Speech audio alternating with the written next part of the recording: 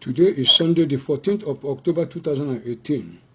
I greet all the people of the earth in the name of our Lord and Savior Jesus Christ. My name is Chinyere Ezog, the income writer. Today's wonderful edition is my 17th message and the 16th voice message I will be sharing with the good people of the earth. And I will go straight to the point as I dedicate this particular edition to Leah Sharibu. That's the kidnapped Dapchi, one of the remaining girl that was kidnapped by the Boko Haram at Dapchi school. I dedicate it to all the Biafrans languishing in various detention centers in Nigeria, the kidnapped Chibok girls, and also to arouse the conscience of the good people of the earth and remind them again of the immortal words of the great scientist Albert Einstein, when he says that the world is a dangerous place to live, not because of the people who are evil, but because of the people who don't do anything about it. Also, as a witness against all the present world leaders today, especially the incumbent president of America, if we fail to act, and other world leaders, that this peace today will stand against them and others before God's throne on the day of judgment. I present it unto God to remove myself from the wrath of God, that I have fulfilled my purpose in telling them of the implication of ignoring this particular message. In this particular edition, which I want the whole world to take very, very serious, the world will see how the former American director, CIA director John Brennan, two former American presidents, Barack Obama and Bill Clinton, in collaboration with Olusegun Obasanjo, former Nigerian president, and the incumbent president Buhari, through his service chiefs, Buratai, the chief of army staff, the Inspector General of Police, Ibrahim Idris, the Minister of Information, Lai Mohammed, and others,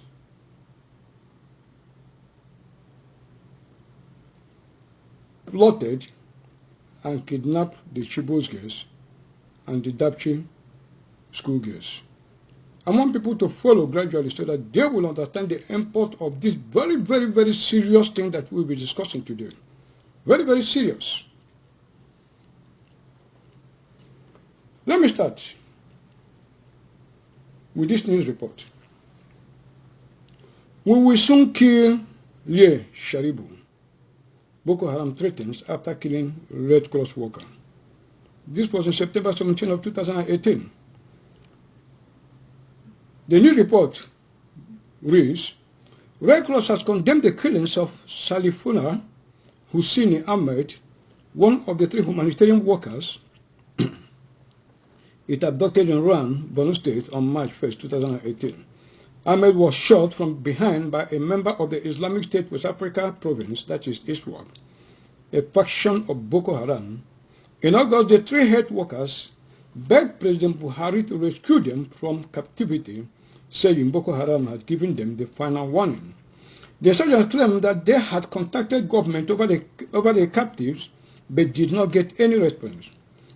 Their quote, I'm quoting them now, we contacted government through writings and also sent audio messages, but the government have ignored us. So here is the message of blood. The other nurse and midwife will be executed in a similar manner in 1 month, including Leah Sharibu, said a spokesman of the group in the execution video.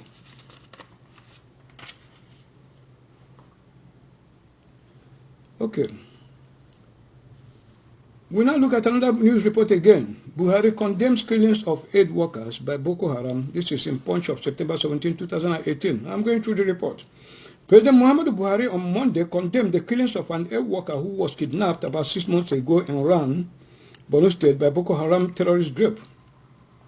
The aid worker Saifura Husseini Ahmed Kosa was said to have been kidnapped at the Ran camp for internally displaced persons. A statement by Buhari's senior special assistant on media and publicity, Mr. Garba Shehu, said the president also condemned the terrorist threat to harm others, including the lone Dapchi school girl, Leah Sharibu, still in their custody. The statement said, I'm reading the statement. The government of Nigeria strongly condemned this reprehensible and inhuman acts. No religion permits the killings of the innocent. Saifullah worked for the Red Cross, a humanitarian organization tirelessly working to bring succor to all the victims of violence, irrespective of the size of the conflict. End of quote. The president also appealed to Nigeria's international partners and everyone with an influence on the terrorists to prevail on them to stop these acts of extreme barbarism. He assured that his administration will seize every given opportunity with both hands and to use all means available to bring home all citizens held against their will by the Boko Haram terrorists. On behalf of his family, the government, and people of Nigeria, President Buhari extends condolence to the family of Saifullah, the Red Cross and UNICEF over the loss of the selfless and hard-working mother, the statement added. Now, we are going to see exactly how this matter was executed. This man that is claiming to be innocent, that is Buhari himself, we are going to weigh the evidences and see. And it's very important the whole world pay very adept attention at this very particular. It may be boring, but please, everybody should keep attention to this very important message that I'm sending across.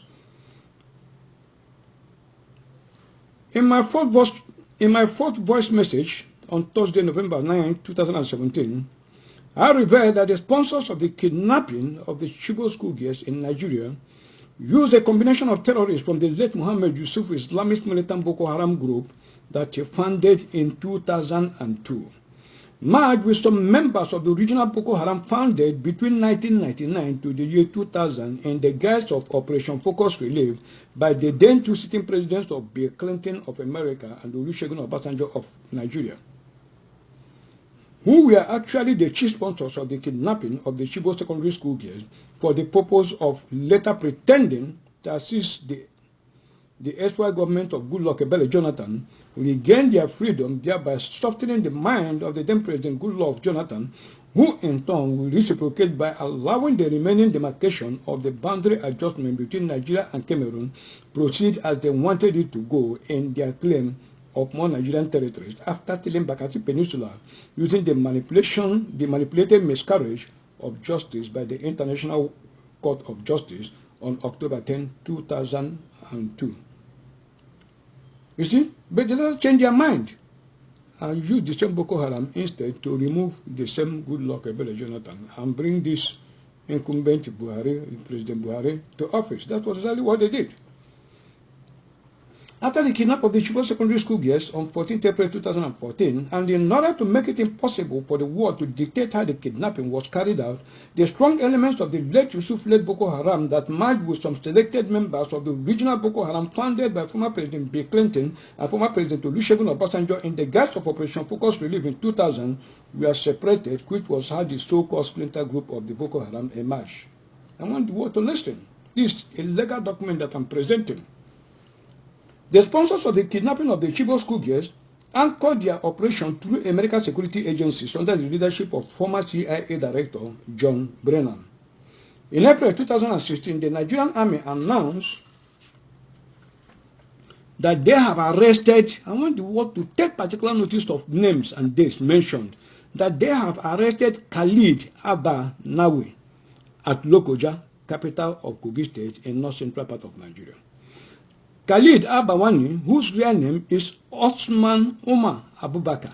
I repeat, Khalid Abanawi, whose real name is Osman Omar Abubakar, is the leader of Jamatu Ansau Molimina Fai Bilandu Sudan, Aka Ansaru, that is said to be affiliated to ISIS.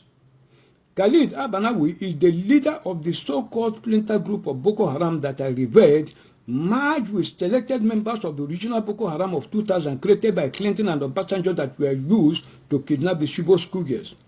It should be recalled that before the arrest of Abanawi by the Nigerian military in April of 2016, Washington listed him as a specially designated global terrorist alongside two other Nigerians and placed a $5 million bounty on his head alone. Get him, we'll give you $5 million. Give us information to arrest him, we'll give you $5 million. On Tuesday, the 14th of March 2017, the federal government arraigned the alleged splinter group leader of Boko Haram, Mohammed Usman Aka Khalid Abanawi, his second wife, Halima Haliru, and 5 others. Very important to know their names, namely Mohammed Sani, Abubakar Abdul Rahman Habib, Mohammed Bashir Saleh, Umar Mohammed Bello, Aka Abu Azan, Mohammed Salisu alias Dati, and Yakubu Nuhu Aka Bello Maishayu. They were arraigned at a federal high court in Abuja presided over by Justice John Soho, the judge who refused to hands off Nnamdi Kalu's case, but who voluntarily hands off this case in his court with suit number FHC-ABJ-CR-36-2017. I repeat, suit number FHC-ABJ-CR-36-2017. That is 2017.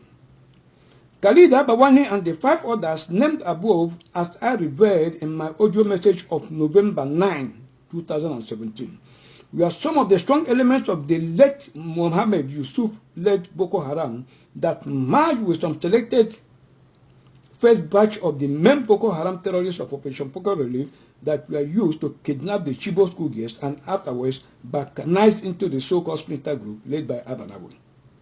Very instructive to note, during the regime citing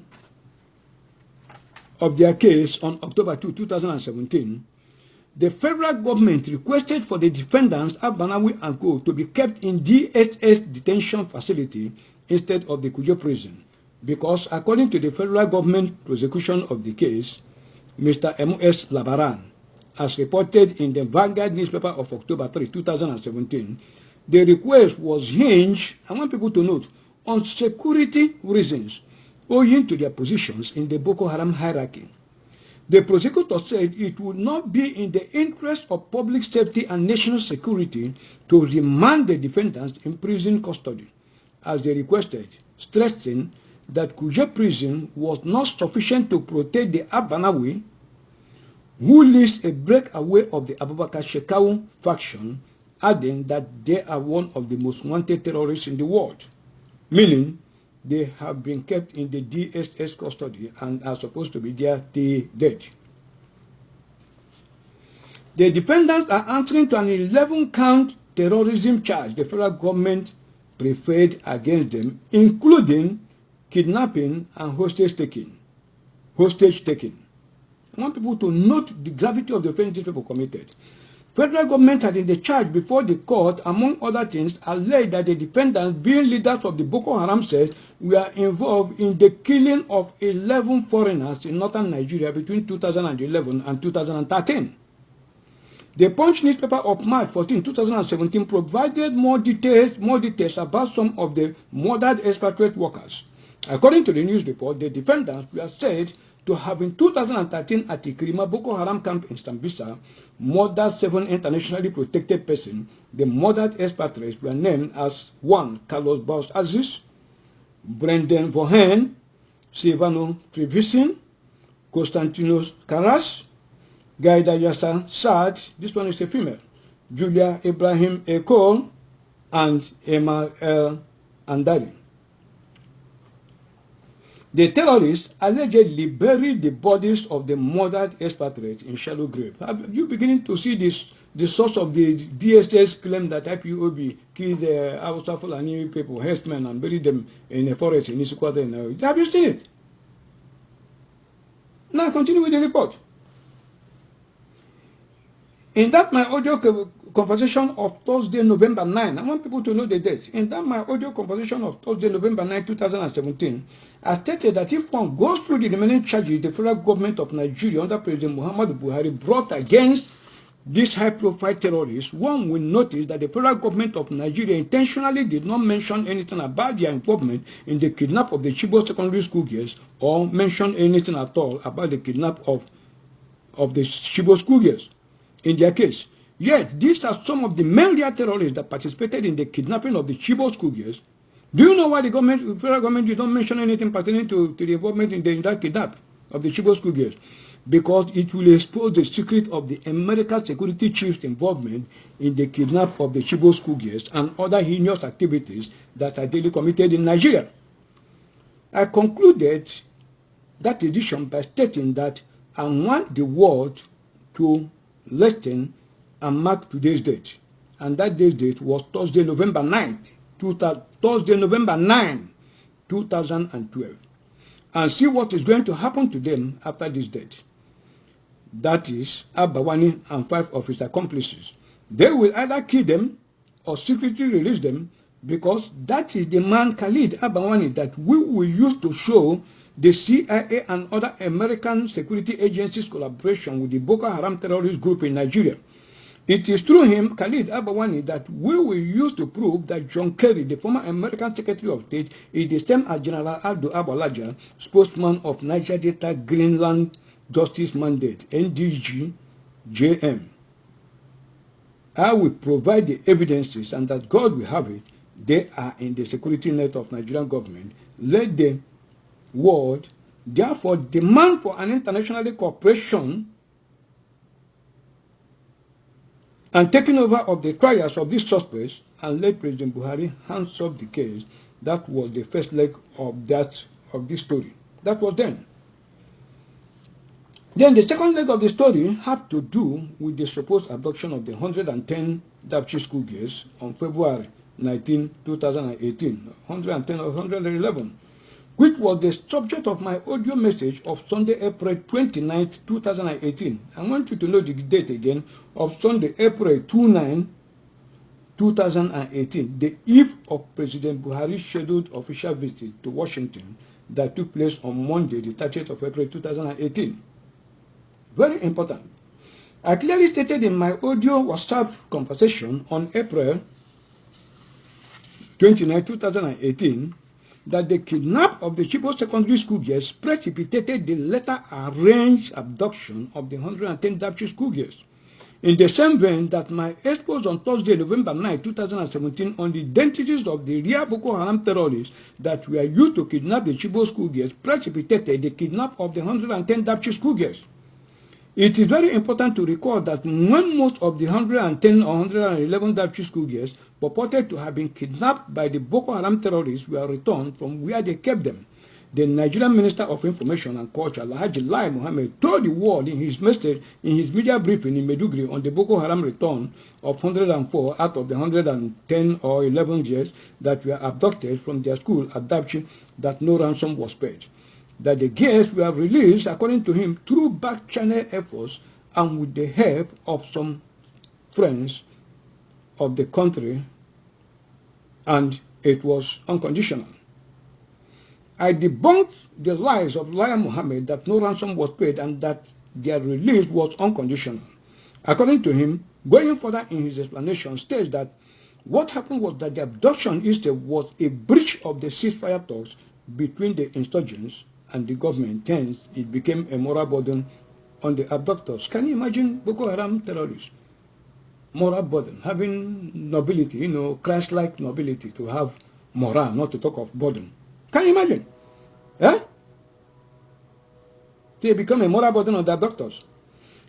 I'm still quoting him. Any report that we paid ransom or engaged in prisoner swap is false. End of quote. From Lai Mohammed.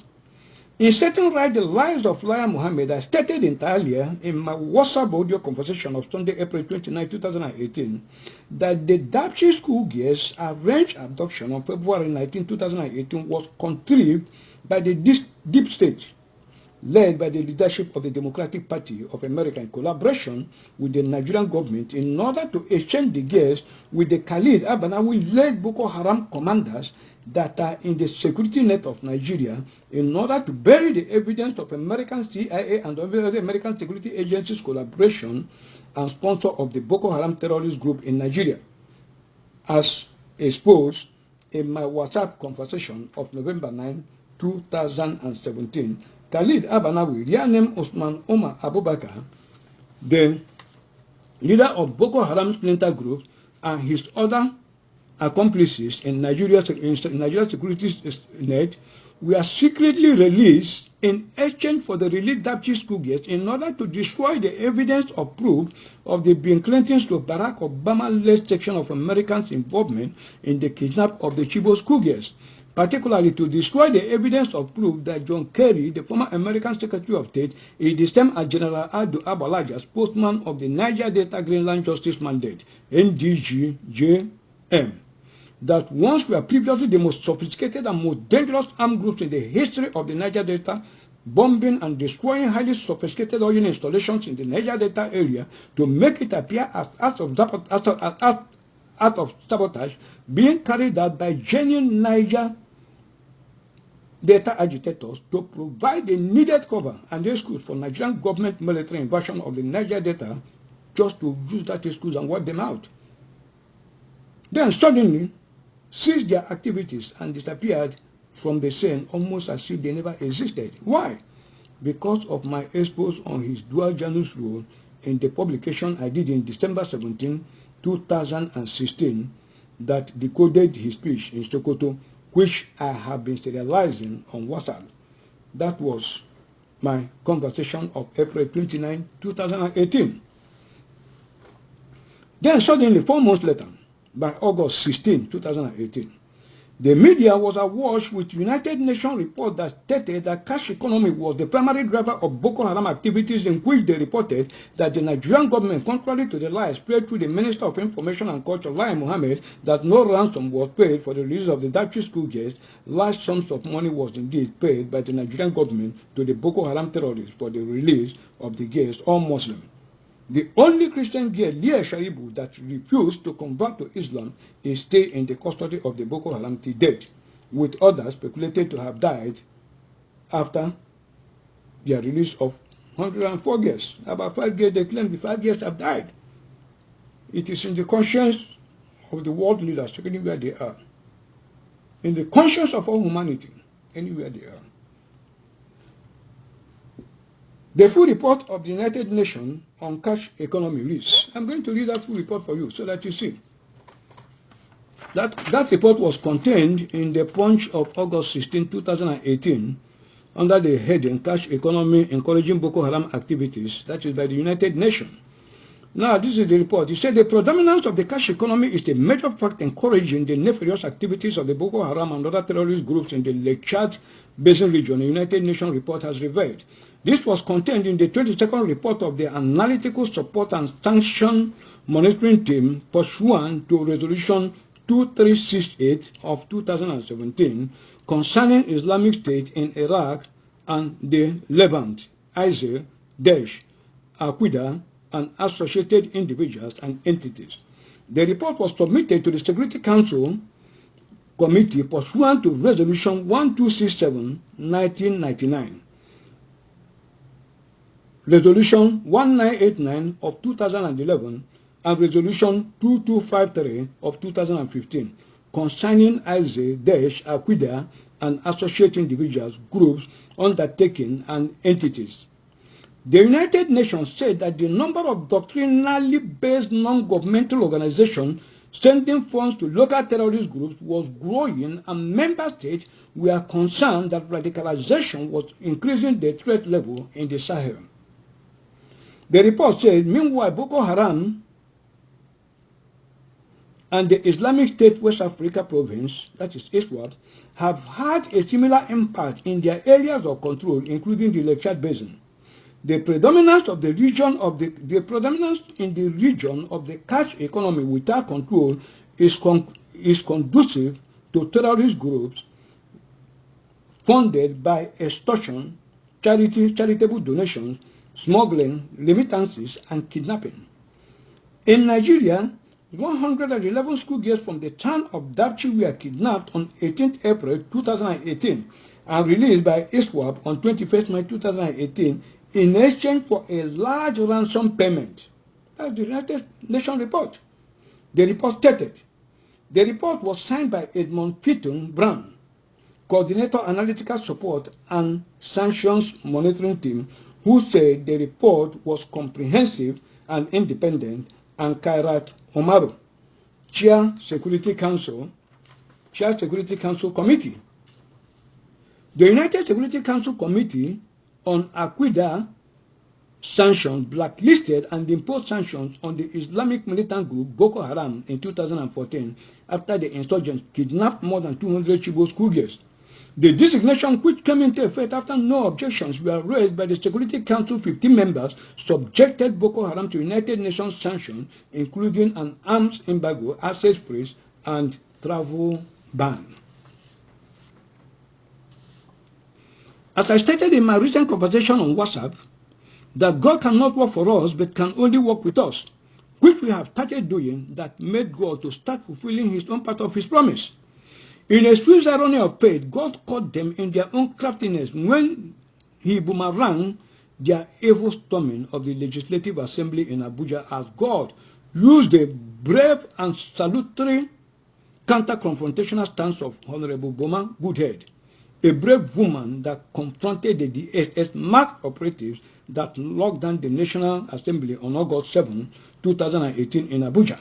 As the video went viral, frightened and in sudden realization of the full implications of their evil act, especially internationally, the presidency that sponsored the fake coup plot against the Nigerian Constitution committed treason against the Nigerian Commission in the treasonable act of locking down the Assembly, denied their involvement in the act, and pushed Lawal Daura under a moving train to bear the rap alone.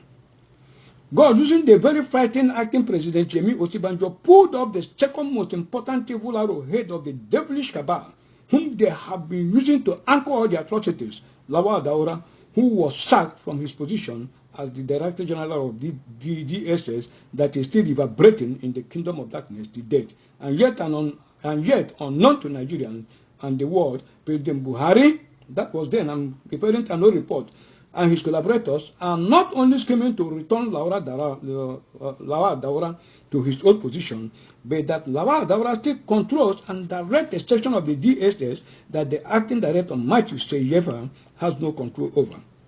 The papers reported that a whopping sum of $21 billion cash, and 21 billion naira cash was discovered in the search residence of the sacked DSS director, alongside guns and thousands of permanent voters' cards, PVC. I'm going to tell you in future what they use those things to do. It's not for discussion now. But the presidency denied the report and claimed that a search had not yet been conducted on the residence of Lawal Daura. Yet the acting president, Yemi Osibanjo, as President Buhari was away in London on a 10-day holiday when all this were happening, Osibanjo stated on Tuesday of August in his release statement through his special assistant on media and publicity, Mr. Laolu Akande Rees. Just listen, the world should listen and know the gravity of the offense that this guy Daura committed from the acting president of that particular time, Yemi Osibanjo. Acting President Yemi Osibanjo's son has described the unauthorized takeover of the National Assembly complex earlier today as a gross violation of constitutional order. Mark it, gross violation of constitutional order. Meaning what? Treason. Rule of law and order. Continuing with his report, he said the unlawful act which was done without the knowledge of the presidency is condemnable and completely unacceptable. By this statement, Professor Osibanjo is consequently assuring Nigerians that all persons within the law enforcement apparatus who participated in this travesty will be identified and subjected to appropriate disciplinary action. End of quote. And Daura was fired, replaced with Matthew Seyefa from Bayelsa State. Then Honorable Goodhead Bamasino challenged the front of the DSS that when viral was not fake news, because it could not be denied. Yet the news of what was found in Daura's house to the government, was fake news, as they claimed his house was there to be searched by a man who committed such a treasonable act as clearly stated by the vice president. A person that committed such act, the moment you arrest him, you go and search his offices and everything. That is the normal standard.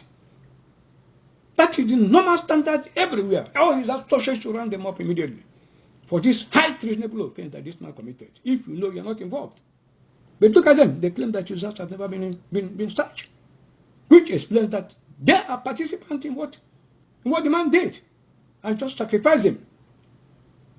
Yet, the leaked report of Inspector General of Police Ibrahim Idris' letter to Acting President Osibanjo regarding his permission to cite Daura's house that was published by Premium Times reporter Samuel Ogundigbe that went viral was not fake news, as he was arrested, detained, and the police wanted him to divulge the source of his news story, coupled with Lai Mohammed's still denial that ransom was not paid on the released Dapchi school girls, shows the immoral and satanic government in power in Nigeria, a government like Lucifer, their father, that lies from the very beginning.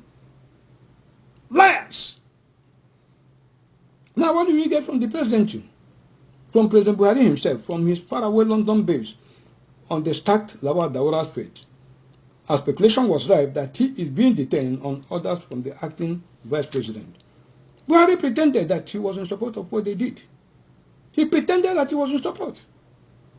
On August 15, according to this day newspaper report, Mr. Femi Adesina, Special Assistant on Media and Publicity to President Buhari, while appearing on the morning show on Arise TV, explained why the dismissed Daura, Director General of Department of State Security, DSS, Lawal Daura, was still being detained more than a week then after his sack. According to him, I'm quoting him, he says somebody of the status of Daura with a lot of security matters at his disposal was to be properly debriefed before he can be totally freed. Still quoting the report of this day newspaper, Adesina also revealed that before Daura's sack, I want the people of the world to know, the government was already inching towards a breakthrough on the release of Lie Sharibu. Lie, one of the 110 Dapchi school girls kidnapped earlier in the year, was held back by Boko Haram when her Muslim colleagues was freed following her refusal to renounce her Christian faith.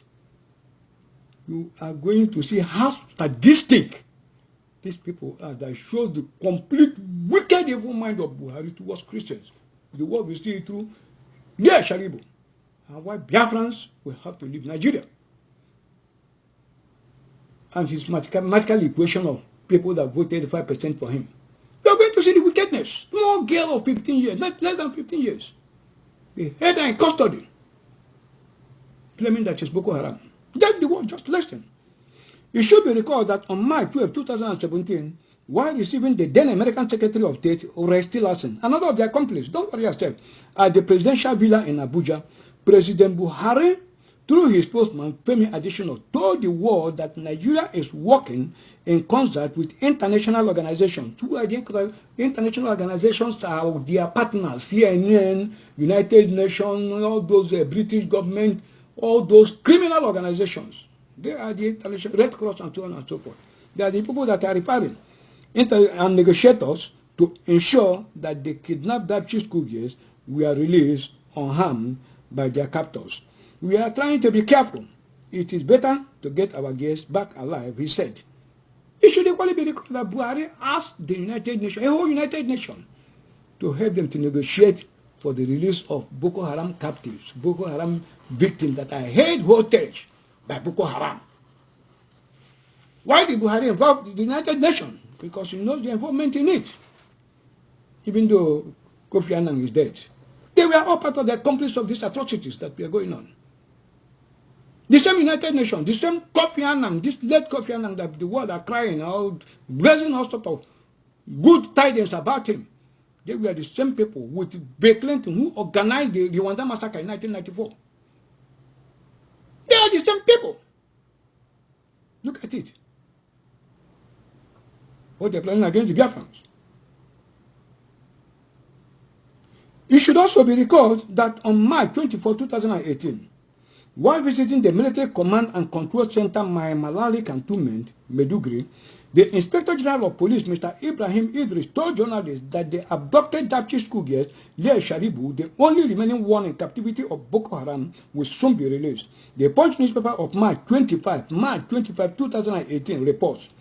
I'm quoting Idris now. Obviously, I'm aware, and that is what we are just discussing. I'm supposed to go to Dapchi today, but because of the girl, I learned she may be released It is a sort of understanding that we do not create much security situation and I'm moving with a helicopter. By the time I fly there, they might think I break the agreement. End of quote. Idris said. Then let me tell you the implication of that Idris statement.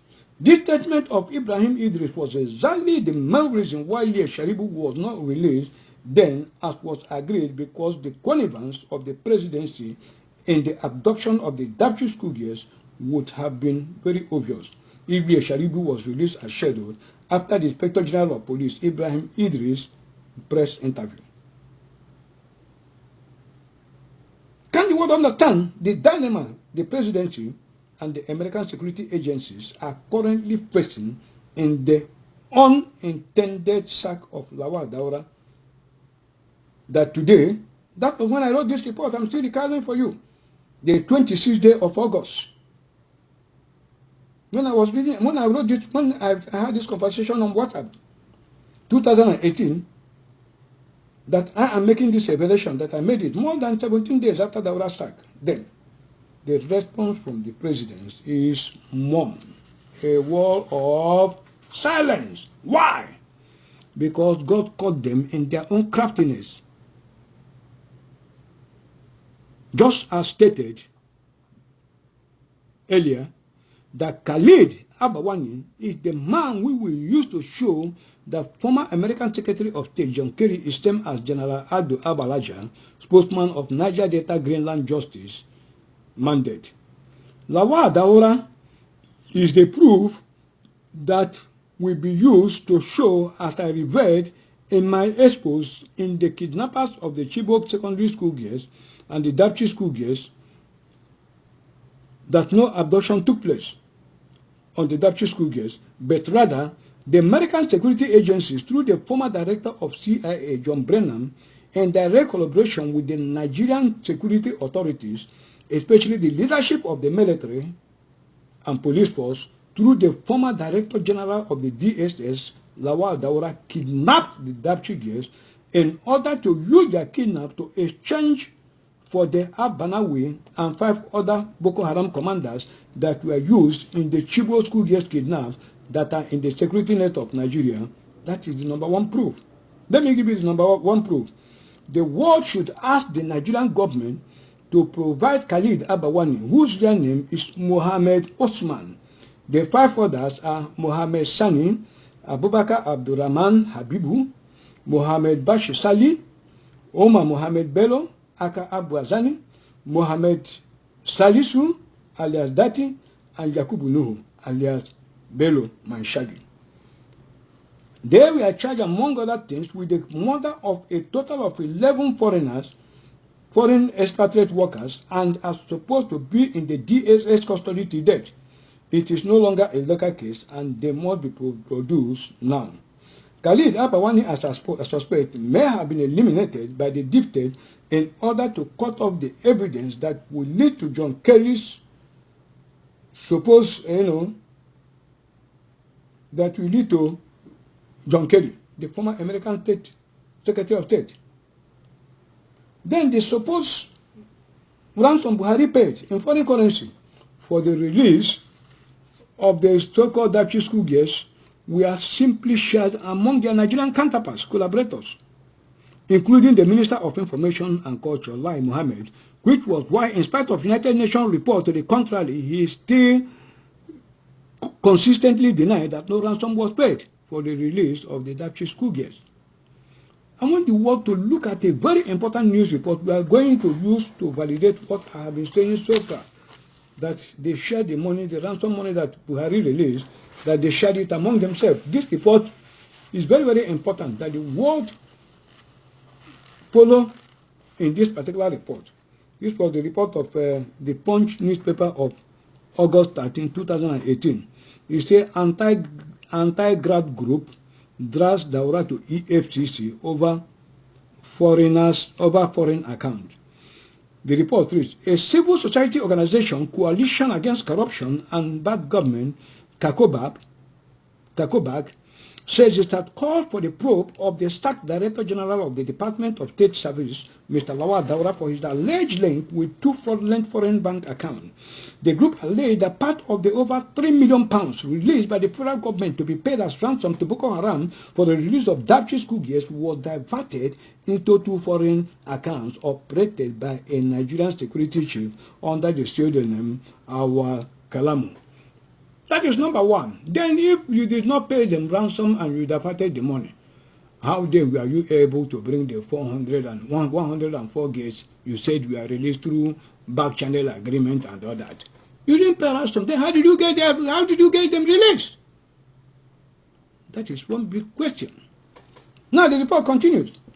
The group, while welcoming the sacking of Daura by acting President Yemi Osibanjo, said it believed the course was now clear for the Economic and Financial Crime Commission to look into its call to unravel the link between the said Walu, Kalamu, and Daura.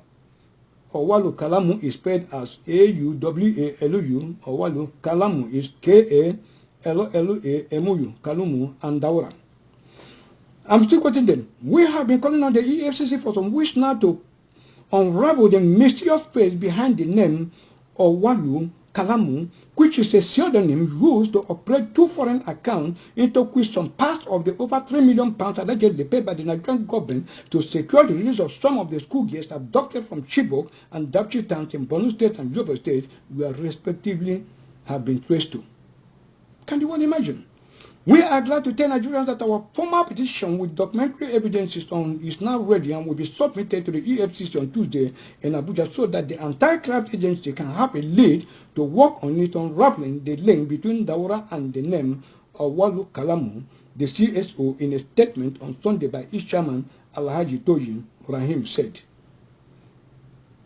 The group had at a press conference in July urged the EFCC to immediately investigate the allegation, noting that the case was already a subject of an investigation by the Israeli police. Israelite police. So every world leader can go to the Israelis and obtain the record. So it's not a hidden thing. It said the Israeli police were the first to launch an investigation and subsequently arrested one of their own citizens and others on account of bribing and corrupting foreign government officials, in which the Nigerian security chief's name featured prominently. That is, Daura's name featured prominently as the owner of that particular account, Lawal Daura. Still quoting the report. Foreign probes report have established the true owner of GmbH account number 325-70021. I repeat, GmbH account number 325-70021 with Lambda Private Bank. Lambda is spelled as L-A-M-D-A, Lambda Private Bank. Liechtenstein. Liechtenstein is spelled as Liechtenstein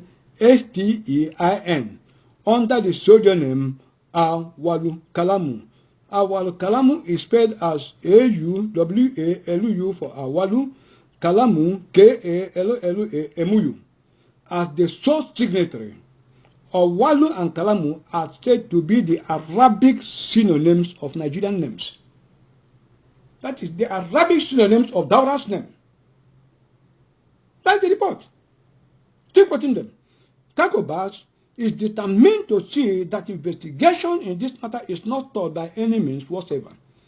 We have trust that the EFCC will do the needful and will save us from the ridicule brought upon the country by unscrupulous security chiefs, the fake Walu Kalamu. You see, this is by exposing and punishing him in accordance with our laws.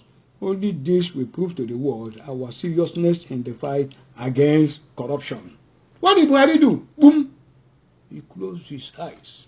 The sadist terrorists. However, let us warn that any attempt to sweep this matter under the carpet will be resisted by the masses of our people, and Kakobak will take all legitimate means to compel EFCC to do its work, the CSO has said. That's the end of the report.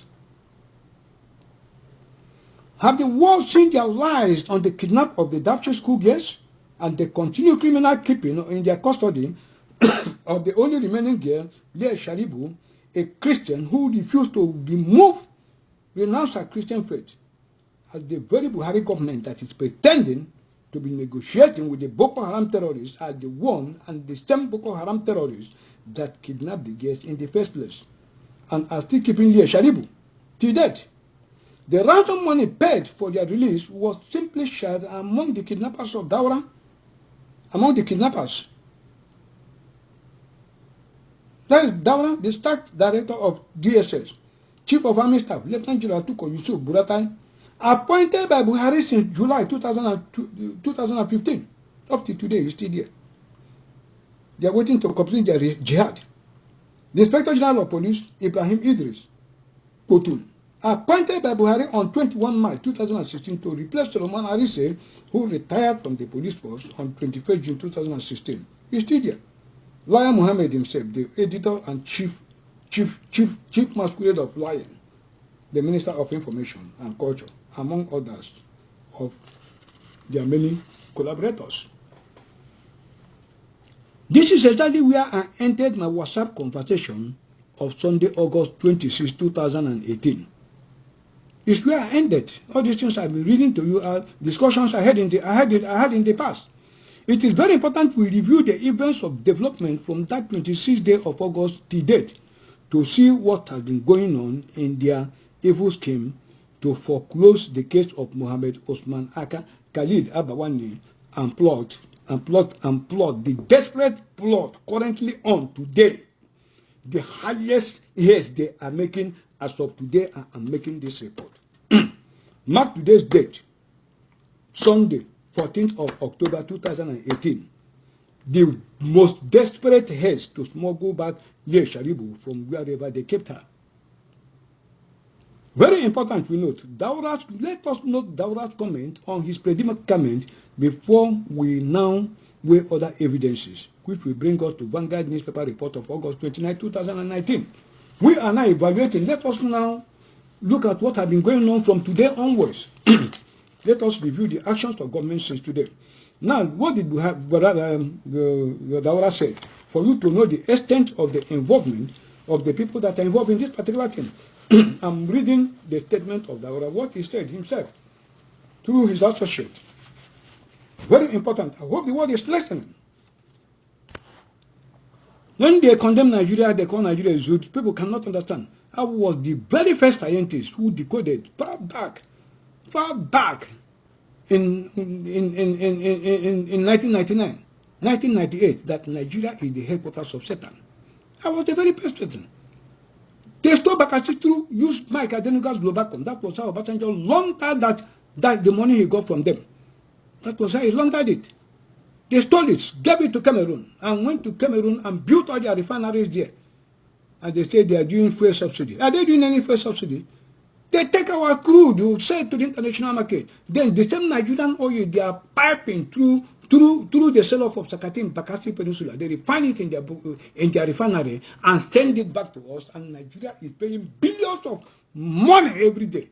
That is why the Yorubas are the ones that dominate the so-called subsidy petroleum and something like that. If I know about a Nigerian that tried to enter, they smug him. Look at him, blackmailed him and push him out. That is Nigeria for you. That is secret.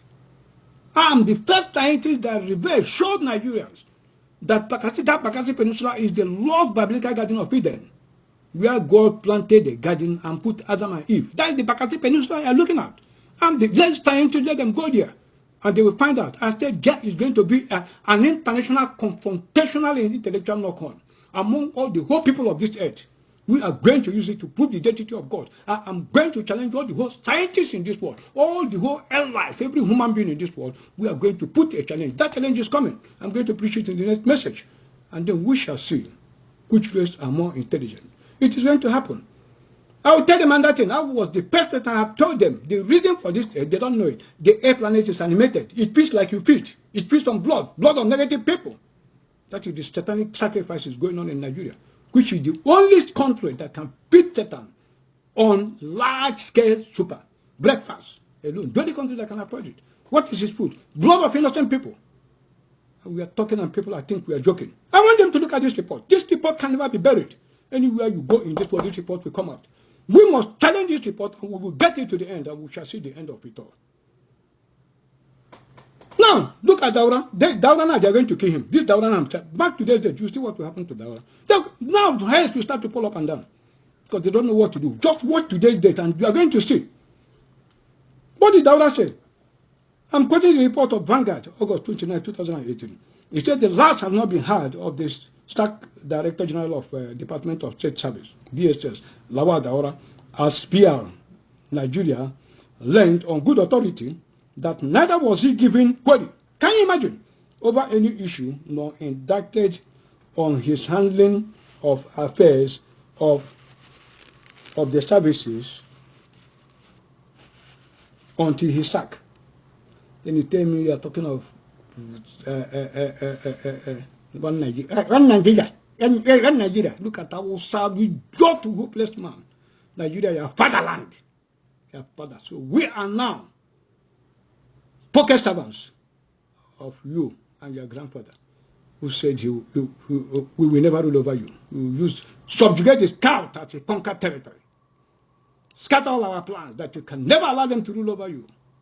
You are going to use Middle Belt as whatever, and use us as a conquered territory. We are going to continue to be your slave. That invisibility of Yoruba, what is there? Fulani is in warfare, even including the Yorubas. That invisibility, how's Fulani? You know how to kill them. You know how to butcher human beings. We are going to see it at the battlefield. We are going to see. Don't worry yourself. We are going to fight it. We are going to fight it out.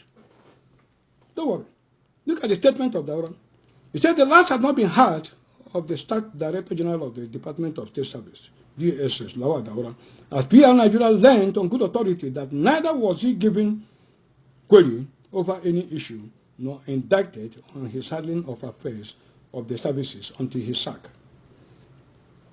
A close associate to the Stack DSS boss, who spoke to PR Nigeria on condition of anonymity, said that Daura insisted that he took all actions in national interest through a collective responsibility, including involvement of principal officers of sister agencies, even though he promised not to disclose on whose authority he relied on to lay the siege on the National Assembly.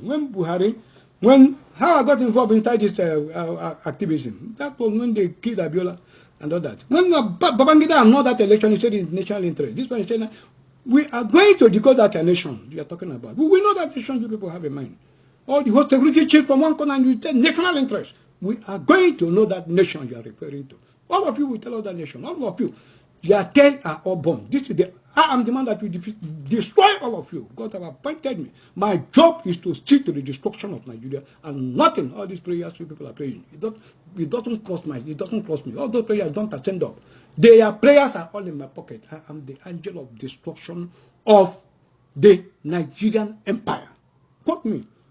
I'm not hiding. I'm in America making all this speech, calling all these names. Let them come after me. I'm waiting for them. I'm ready for them. That's one problem Nigerians don't understand. They think Nigeria is a draft game. All the whole 2020 seeds on the board has finished. No more seed again. The seed are the human beings. The gods have been manipulating them and the seeds are finished. So the fight now, it has gone back to the gods and we are going to know the God that is God. Buhari represents his own God. I represent my own God. We are going to fight it out. So if you are looking for who to fight, look for me. If you destroy me, you have succeeded.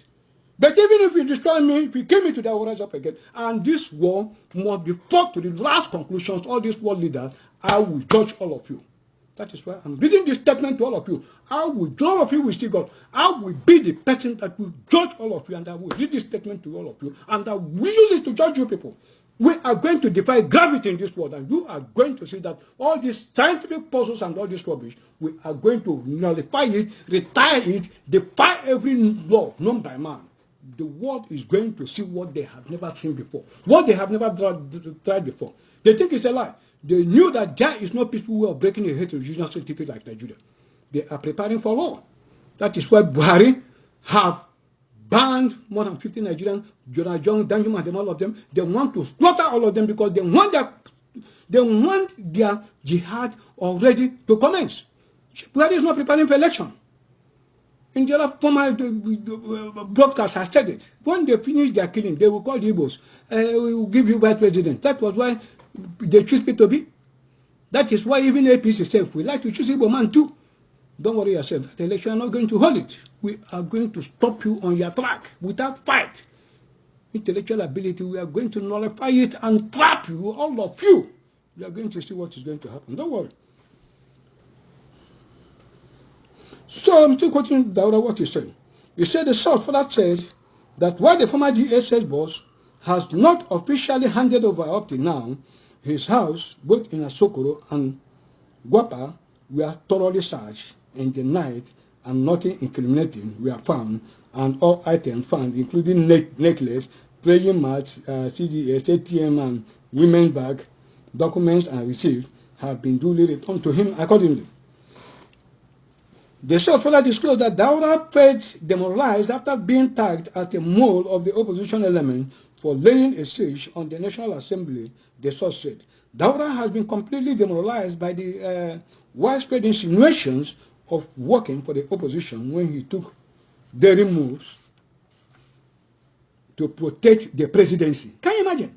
And the ruling party against the antics of the powerful opposition elements. The allegation of being a mole was uttered by Dabash.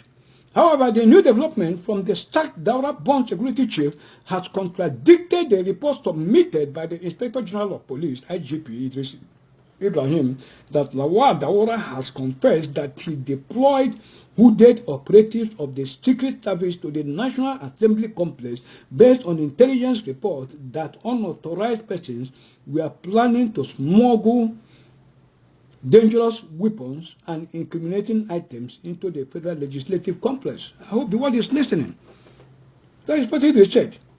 Very important to note again the gravity of Daura's offense and the scheme to exonerate other security agencies solely under Hausa Fulani dominion. His purported confession was disclosed in an alleged interim investigation report submitted to the acting president, Professor Yemi Osibanjo. In the report, the IGP argued that Daura carried out the siege on the National Assembly without the approval of the acting president. The former Director General, Department of State Security Service, the DSS Daura, acted unilaterally without informing the presidency. He did not share or intimate other security agencies on the unlawful operation, Idris said in his report. So that you will not be changed, Abi. Finally, you are going out. Now, in a twinkle of an eye, and in order to bury the secret of the Buhari government involvement in the arranged abduction of the Dapchi schoolgirls and the release of Mohammed Osman Aka Khalid Abamani, President Buhari, on his return from London, who had earlier pretended to be in support of the sack of Lawal Daura, not only reversed all the changes made by the then new Director General of DSS, Matthew Stefeya, but subsequently fired him and replaced him. He fired him and replaced him with one of his own, as we see the reaction from Southern leaders. Now, let us look at their reaction. The reaction is in the Authority newspaper of September 14, 2018. September 14, 2018. Southern leaders reject new DSS DG, describe Buhari as Nigeria's most tribalistic leader. Now, look at what the report said. It says some other statements from the South and parts of central Nigeria have condemned the removal of Matthew Stefeya as the Director General of the State Security Service by President Muhammadu Buhari. The leader said Mr. Buhari's action has further shown that he does not believe in a united Nigeria in which state duties are conducted with fairness and equity.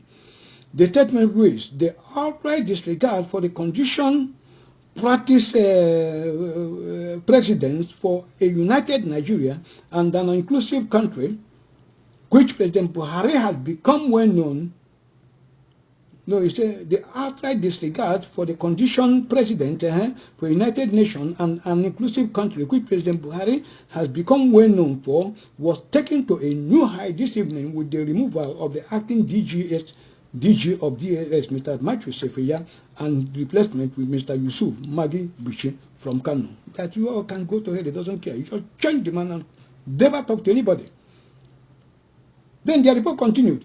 I don't care and in your first attitude of the president in resting Nigerian security architecture to the provocative situation of having 16 out of the 17 service chiefs from his corner of the country is a clear demonstration of the fact that Nigeria for General Muhammadu Buhari is no more than his section of Nigeria, and the resources and the constitutionality and the constitutionally mandatory votes from other sections of the country. That's a country that have more than 260 different ethnic nationalities. One man, 16 out of the 17 service chiefs, outside Yoruba.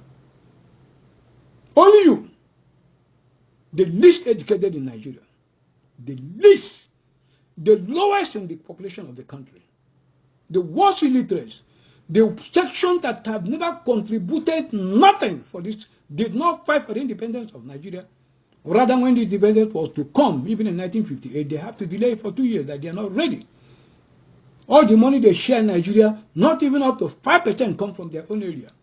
Beer, they don't even drink beer, but their resources from beer, they use it to develop the area. Then all the whole blue chips, they control it, they dominate it, the whole of US in their tenure. That's it. This population. That was why people don't know that Ojukwu died with a lot of secrets. He died with a lot of secrets because the Igbos were not prepared to learn. He cannot tell you the truth of what he found out. Until we find out how was the Aburi Accord. Why did it suddenly, they agreed and they came back here? Or how did it actually fizzle out? And they cannot implement that accord. How is it possible for this, the most backward educationally, always are in the front and dominating everywhere? How was it possible that these people were able to scheme and the two parties now have Fulani men as the presidential candidate? Until we find the answer to that thing, until we find the answer to the origin of the Fulanis, we are all in trouble. And that is a challenge to the whole world. Now, I'm still reading the report. It says since 1960, the certain leaders are saying, Nigeria has never had a leader more sectional, narrow-minded, parochial, and tribalistic like the current president, who went on a global stage to divide Nigeria into 97%. That is for the North, and 5% for the Biafrans. A man who told the World Bank to spend all the whole money meant for the country, that they should spend it in the Northeast. He said, warning to all these world leaders, especially China. You know the precarious situation in Nigeria, and you manipulate this man to be giving him loans. You better take your collateral from assets in the North. Don't put any assets coming from the Southeast or the former Eastern region as your collateral. You will not get it. You will not get it. You are a criminally minded nation exploiting the situation at hand. You are being warned to reverse your collaterals. And all the whole Southeastern governors, what say we gave okay, mandate is going to establish a clothing industry or this in Aba with $2 billion.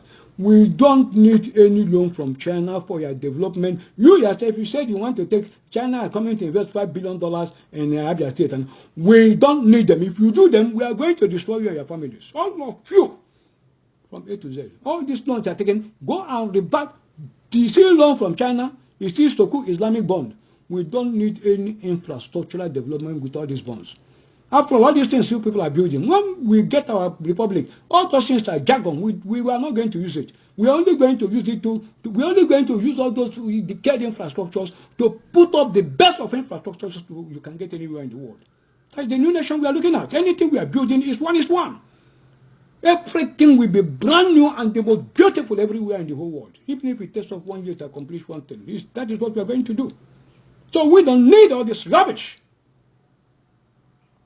I've said it. There is going to be a post-Nigerian trial in Biafra land, and there is going to be a trial, a post-Biafran trial in Biafra land. Post-Nigerian trial, all the criminals in Nigeria that are not Biafrans, we are going to try them there. And that judgment, we are going to execute it.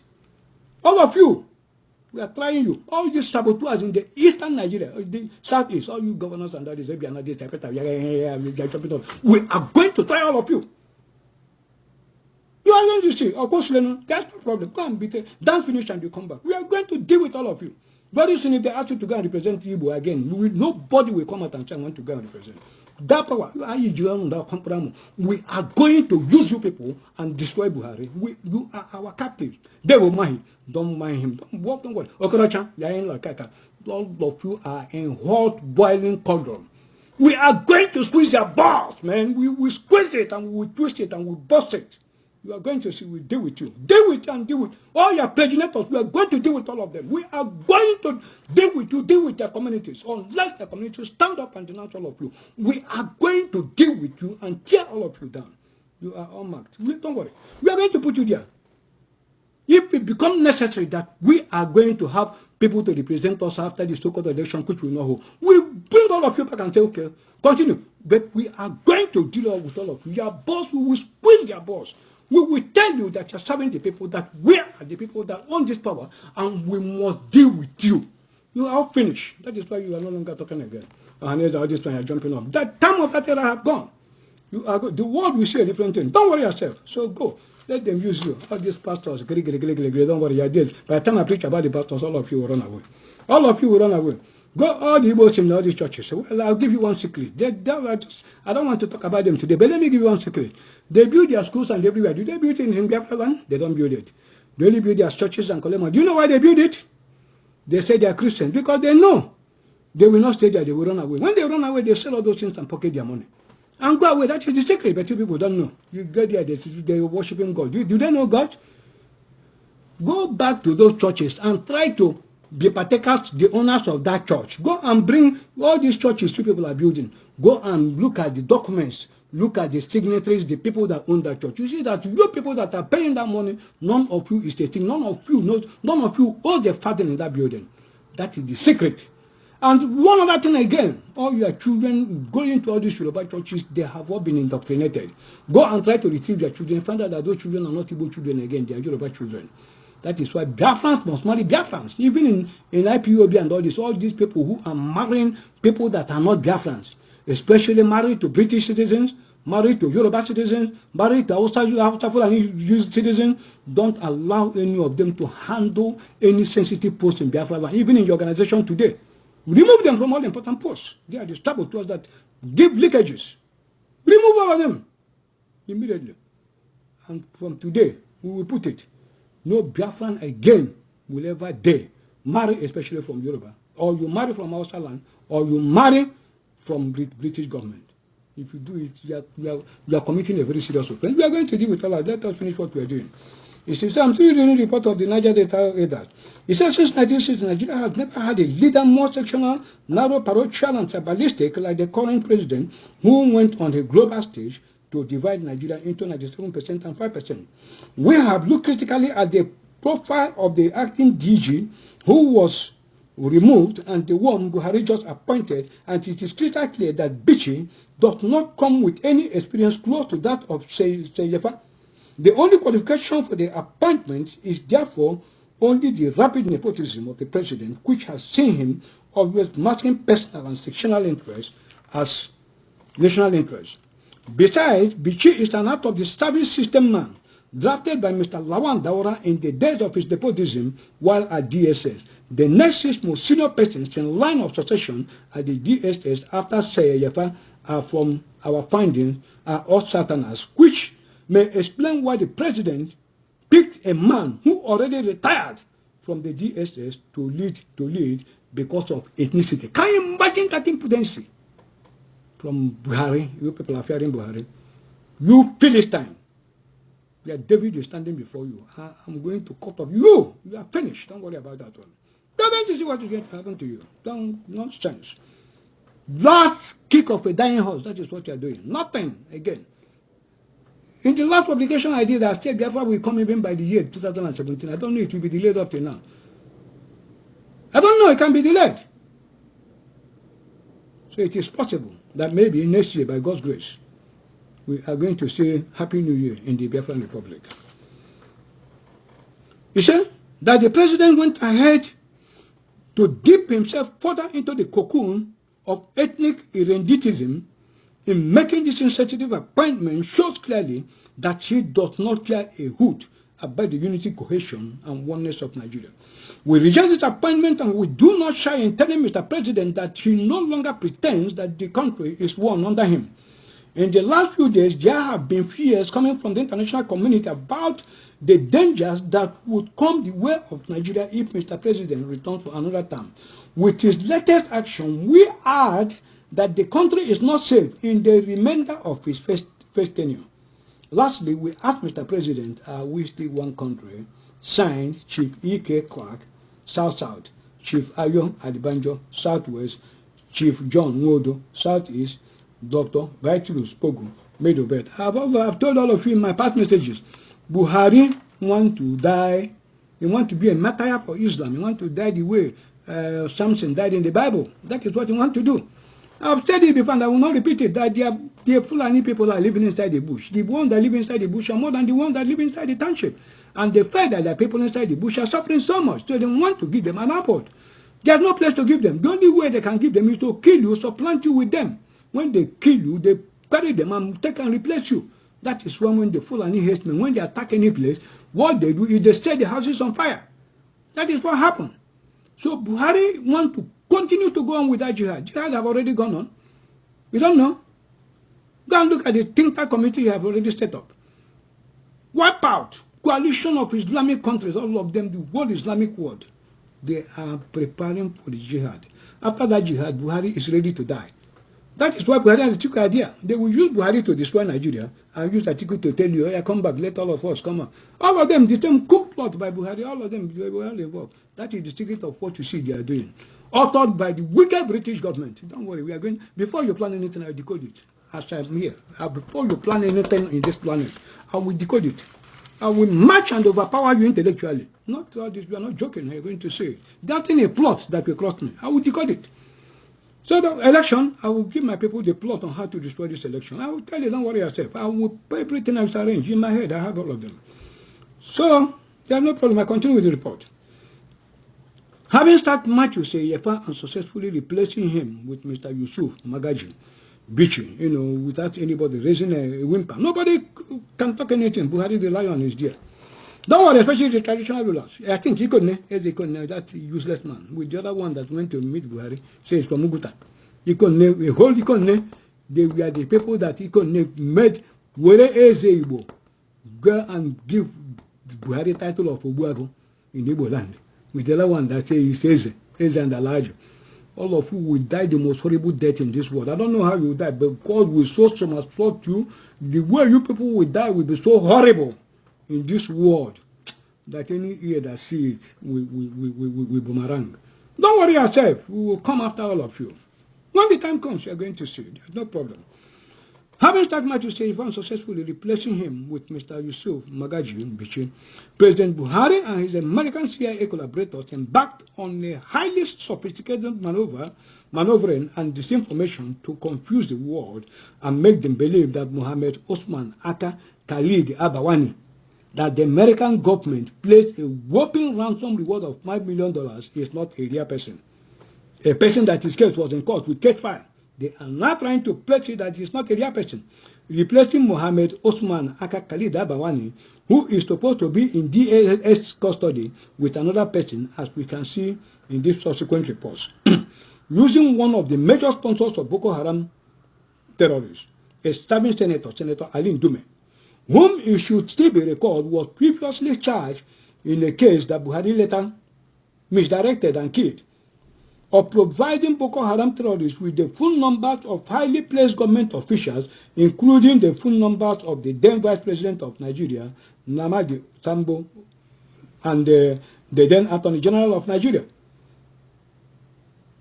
Also, he had contact with the Boko Haram terrorists more than 75 times. Phone call. With his namesake, Khalid Kunduga was serving as a senator, and he's still serving as a senator in Nigeria today. Just watch the dance step of this Jackson chameleon as we go through his trails. Let's follow his trail and you see these dance steps and his sponsors in the following sophisticated, self-influenced interviews with journalists in the following reports. I want you all to listen. It's not a joke. What we are looking to is a very great, wonderful expose. Wonderful expose. This is the same people that forged the Russian elections scam. The Democrats. I told you Donald Trump. Right? It was how they did it.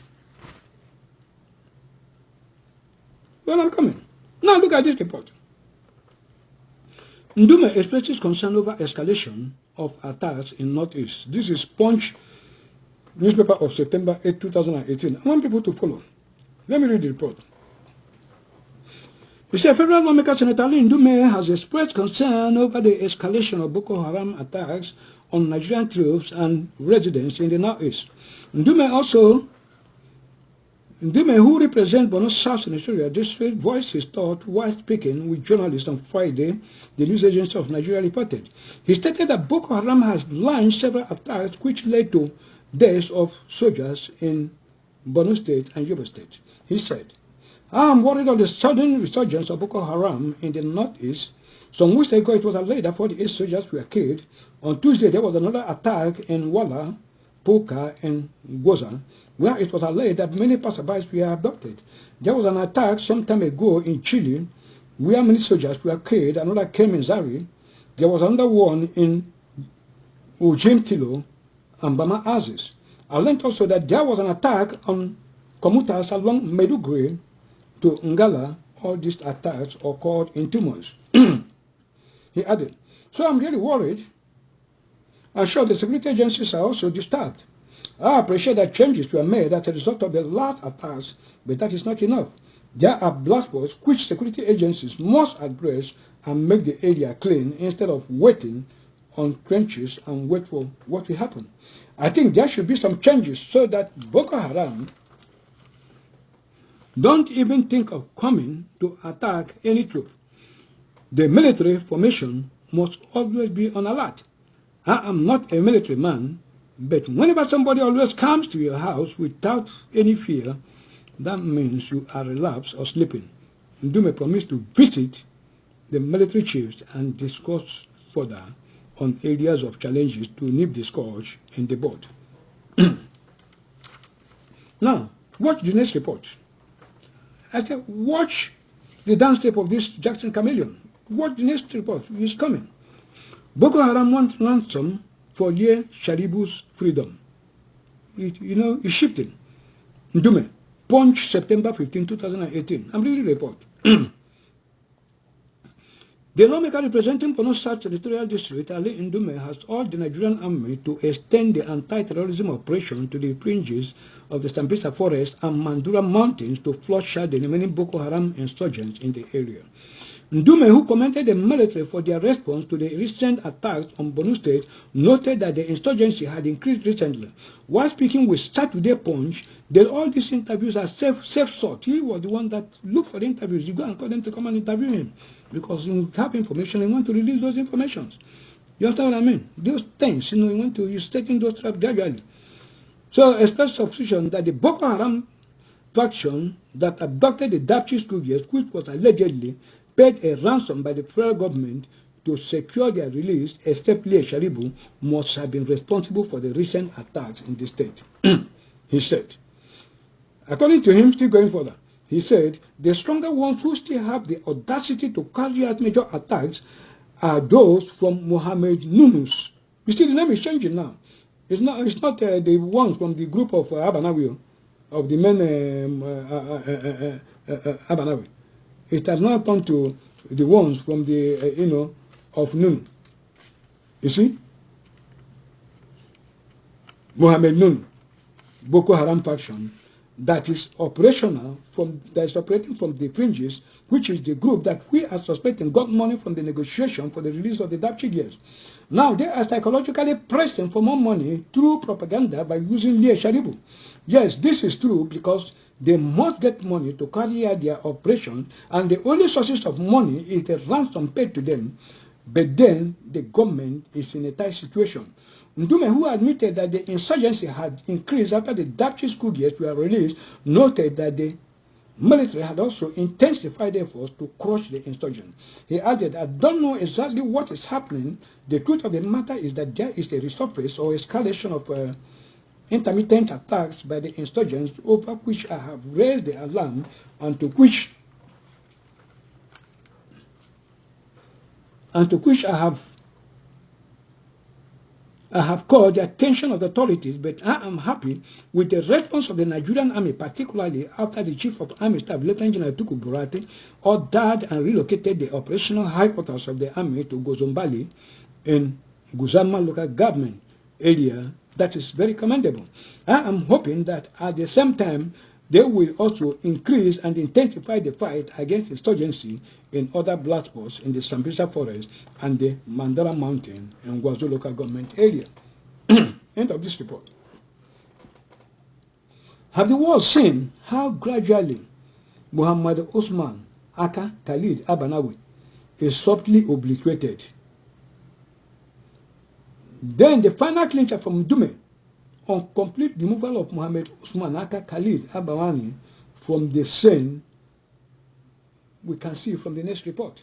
Let us look at the next report and see how, they have been removing this Khalid Abawani's name. Now you will see it.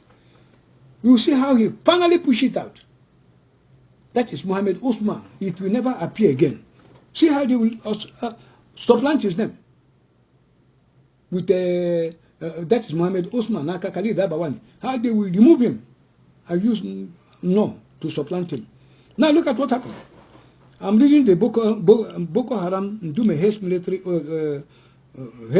urges concentration on 3 black spots. That is Nation September 23, 2018. I'm reading the report. It says Senator Ali Ndume APC Bono has commended the Nigerian military for concerted efforts to eliminate Boko Haram. Ndume gave the commendation when he appeared. When he appeared, he was the one who sought for the interview. He paid for it on the news agency of Nigerian non-flagship program in Abuja. He said the move by the Chief of Army Staff, Lieutenant General Tuku Burata, in ensuring collaboration with the Nigerian Air Force and other agencies has helped a great deal. He added that the relocation of the operational headquarters of the military was a major factor in the defeat of Boko Haram. However, he called on them to concentrate on 3 black spots of the deep Sambisa forest, the Lake Chad fringes, and the Mandara Mountains. He said the cells which were still active in these areas for obvious reasons must be brought to its knees. I'm quoting him now. The resurfacing of the set is more in northern Borno. These are the fringes of Lake Chad. I am suspecting that because of the money they got from the ransom allegedly paid, the proximity to international terrorist organizations, Nigeria bordering Mali and Niger, and the open vast of porous borders, they are buying and transporting light arms. And yet, they are denying that they did not pay money. Also, they are getting money from the businesses and Lake Chad that they have taken over. They are now the ones involved in the cattle business and all that. I'm still quoting him. Those are the areas they get money from. With this money, they are able to fund their operations. Ndume said. On concern that the set had not been completely eliminated, the lawmaker said fighting insurgency was different from fighting conventional war.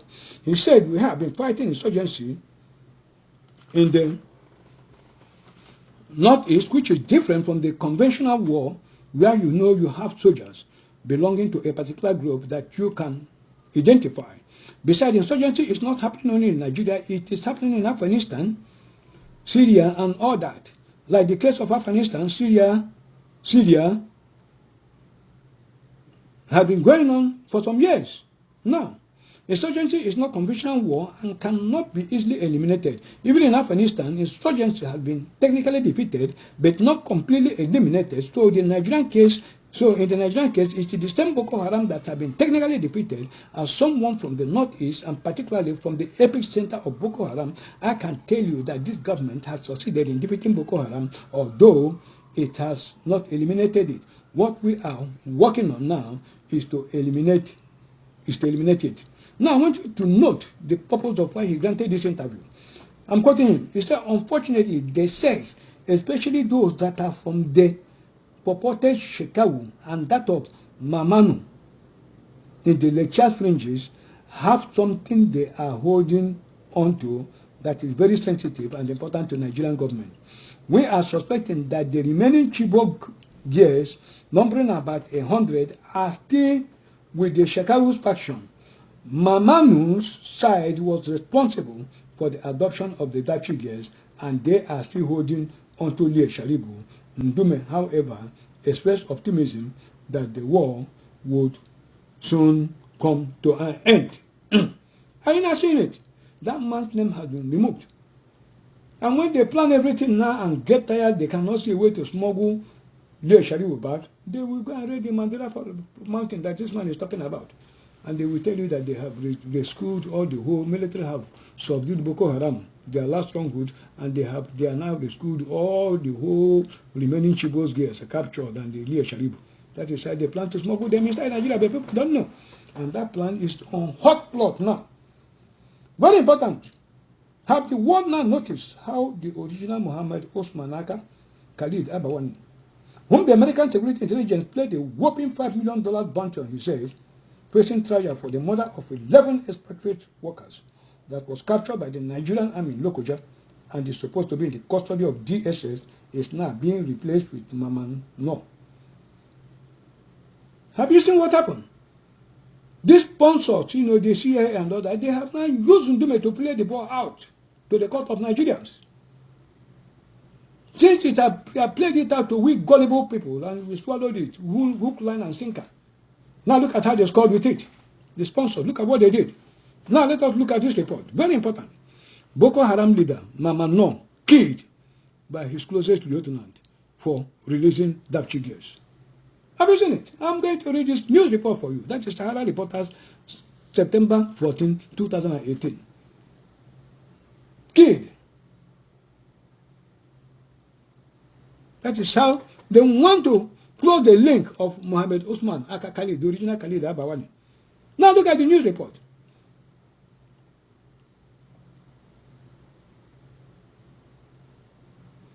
A factional leader of Boko Haram, loyal to Islamic State in West Africa, Iswan, Mama No, has been killed by his fighters who rebelled against him.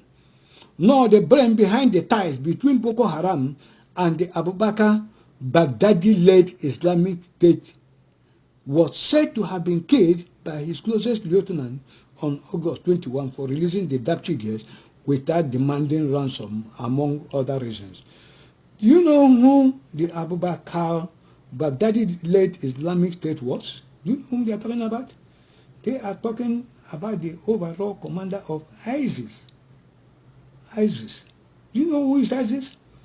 ISIS are the most sophisticated terrorist organization in the whole world. The deadliest terrorist organization in the whole world. The most technologically advanced terrorist organizations in the whole world that are everywhere. That beheaded an American journalist. The brutal way and wicked manner these people kill people. That is whom they are talking about. And all these people are in Gatherland. And we are here joking. ISIS. ISIS that are richer than governments. ISIS that own businesses, chains of businesses, own everything, that have a capital, that only took the presence of Donald Trump to destroy them in the Iraq and several other places. That's the person they mentioned. Don't worry, in the next edition, I will talk about ISIS. Let's just forget about them for now. We are still going through the report. So, have the world seen how they killed the, United Nations report that ransom was paid, which Ali Ndume admitted to? Have you seen it? That report, they have nullified it. In 2014, No led the rebellion against Abubakar Shekau, which saw the emergence of Abu Musab Abanawi faction of the group. The breakaway faction, which moved to shores of Lake Chad region in northern Borno, was later recognized by the Al-Baghdadi Daddy. The new leader, Abanawi, whose real name is Habib, is the son of Boko Haram founder Mohammed Yusuf, who was killed in 2009. A source who spoke to Daily Trust said Mama No, who was killed in August 21, is the actual leader of the Boko Haram faction after they parted ways with Shekau. He now only put Habib in the front as shadow leader because of his father Mohammed Yusuf. Have you seen how they have obliterated the record of Mohammed Osman, Aka Khalid Abawani? Have you seen it? They now say the name Abanawi is only being heard as symbolic leader. He was meant to lead so that followers will remain committed to the cause championed by his late father, but he now is the major link of the faction with the Islamic State, the chief strategists around Lake Chad, including their cells in Nigeria, Niger, and Chad. Have you seen the surface of what these people are doing? Another source told the newspaper that Mama No was killed after a long period of disagreement with his subordinates who established relative authority and contacts over the years. The commanders became disenchanted with no style of leadership. They saw him as not as rough as Shekau. They saw him as not as tough as Shekau. They followed him in staging the revolt because the argument back in 2014 was that Shekau was a hardliner who killed almost everyone, both Muslims and Christians, who disagreed with his brand of Islam. But according to some of the fighters, after establishing his base in Lake Chad, Mama No too deviated from the rear course and compromised on so many occasions, he said. He said a major disagreement broke out after the release of some of the 100 girls abducted in a secondary school in Dapchi, Yobe State in March. The source continued, the negotiation of the release of the girls did not go down well with some of those associates of Mama No who released the girls unconditionally following a directive by Al-Baghdadi. Nothing was paid before the girls were released. And besides, Mama No's soft approach and close contact to government and different levels angered his foot soldiers who rebelled against him and thereafter executed him. It was learned that Abanawi had also lost firm control of the group, which is now under the guidance of a certain commander. The man in charge of all the cells in the Lake Chad region is the former commander of the fighter who was directly under the control of late Mama No, he said. A security expert, Major Gihu Bakari, told the paper that the upsurge in Boko Haram attacks in northern Borno could be related to the change in leadership. The truth is Mama No had lost control long after he was killed. The factional group was taken over by hardliners who share laws in common with the Shekau faction, whose landmarks include kidnapping, assault, abduction for ransom, and other atrocities, he said. He said the new group had recently attacked many army facilities in northern Borno and also captured individuals for ransom. They want ransom to continue financing their activities. I think their demand for high ransom is what is delaying the release of many abducted, including the female health workers that were captured in Ran in Calabaji local government area of Borno State, he said. Still quoting, the Nigerian military has yet to confirm the killings of Mama No. However, on January 6, the military said No's wife was killed when troops attacked the group location in the Lake Chad region. The spokesman of the Operation Lafiyado Theater Command in Meduguri, Onyema Nwachukwu, said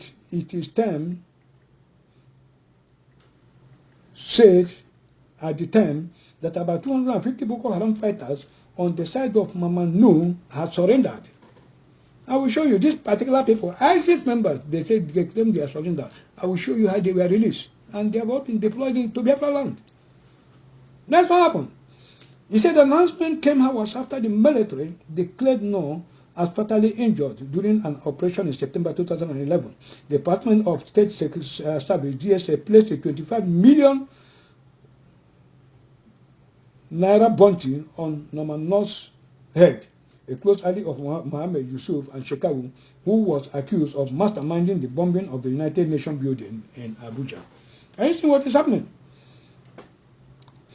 Can anyone match or beat this sophistry of killing the real Mohammed Osman Aka Khalid? Osman Aka Khalid Abanawi. Can you beat that sophistry?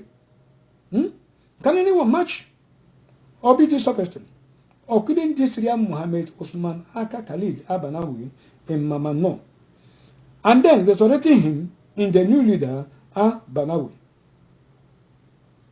whose real name is Shabib, son of Boko Haram founder Mohammed Yusuf, and how the original name of the leader has been symbolic. They say the one we are talking about is symbolic. It does not exist. Can you imagine? Can you match the sophistication of this plot?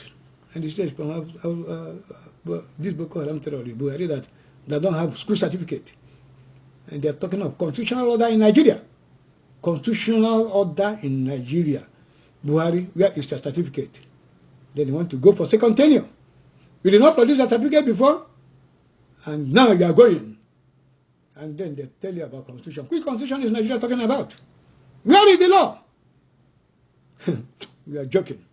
Now let's see this report. Boko Haram key commander over plan to free 300 victims. This is from Punch, September 30, 2018. Also of confusions.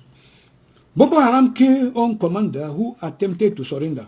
Now see, you see all this thing. Look at the subtle pushing, because they want to bring the Elias Saribu them out and the remaining Chibok girls, because they want to close the Boko Haram affairs, since they are now preparing for jihad in the east, so that all those soldiers, they will now deploy them to the southeast. That is why they are buying arms every day. No more for Boko Haram, because they are closing that sector forever and ever. That is what you are seeing happening. All these things, they arrange and kill. They say Boko Haram. You see, I'm saying Boko Haram key commander over plan to free 300 victims. That is what they want to free now. This advance notice I'm giving you. That is the next news we hear in Nigeria. Boko Haram surrendered, demascated. 300, the Chibok, long lost Chibok girls have been recovered with Elias Saribu. That is the next news we hear. News flash. Mark today's date and what is going to happen. Mark it. Anytime they bring it out, they must go in for it. This Nation, September 29, 2018. It said a high-ranking Boko Haram commander has been killed by his own colleagues after his secret plan to surrender was discovered by some of his colleagues. A credible source disclosed that his colleagues were more angered after they discovered that he planned to surrender and escape with about 300 captives from their camp. Can you imagine? You want to escape with 300, which means now, they don't know where the girls, that the girls have been married off, the girls have been scattered, the girls are not being kept at one place, and all of a sudden, one man wants to escape with 300 of them from the same camp. We are living in a funny world. Are you not seeing what they are planning? Have you seen it? Watch today's date and see what happens. He said, credible source disclosed that his colleagues were more angered after they discovered that he planned to surrender and escape with about 300 captive from their camp. One man carrying a ton of 300 people to escape, or secret escape. The source gave the name of the commander as Ali Gaga, a Fulani man from Taraba who was forcefully conscripted by the Mama Noor's faction 3 years ago after his cows were seized by insurgents. The source added that Gaga became a very priceless asset because of his extraordinary geographical knowledge of the bushy terrain in the northeast that he possessed as a herdsman.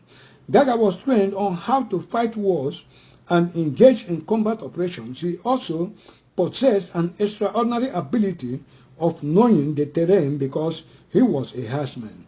This elevated him from a level of a commanding officer to a level of a commanding officer by the Maman non-faction, Gaga was not interested in holding captives for ransom like others. What is paramount to him is getting his life touched and continue what he was doing as a herdsman and reunite with his family. The source explained, the source also said Ali Gaza was making the right contact even with the foreign influence to facilitate the who would rescue him and others before he was killed. End of the report. Do you know why all these things are happening and where they are today? That's what I just said. Because they desperately wanted to smuggle back here Sharibu by all means, in all urgency, including the remaining Chibok school girls. If all means of such return fails, they will claim to have broken the Boko Haram stronghold where the girls are kept and secure their release. That is, if the ransom option of back-channel communication fails them, and they want to do it very urgent. Why? Because of my expose in my WhatsApp conversation of Monday, August 27, 2008, the first part of my revelation I had the September 11, 2001 Aka 9/11 attack was carried out on America and the sponsors of that evil plot, written in 2016, which advised both families of those that died in that attack, including the kidnapped Chibok school girls, families, and Dapchi girls, should sue the American government of Bill Clinton and later Barack Obama for sponsoring the 9/11 attack and the kidnapping of the school girls in Chibok and Dapchi. I advised the Nigerian victims of abduction to sue the Nigerian government as well as the American government. That was what caused it.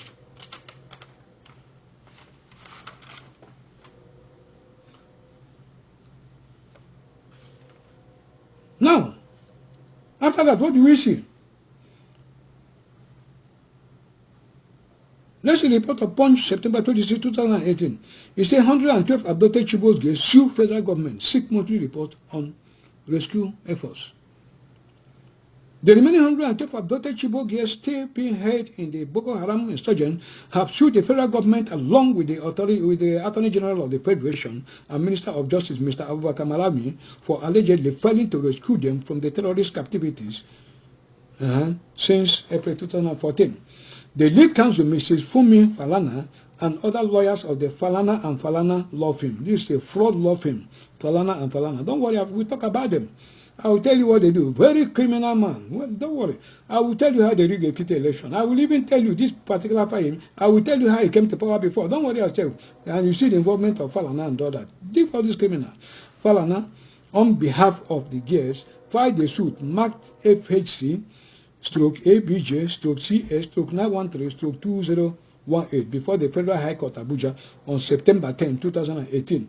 The Fundamental Human Rights Enforcement suit sought, among other things, an order of court mandating the federal government to rescue the girls. The suit, which did not pray for any monetary charges, I told you it's a fraud.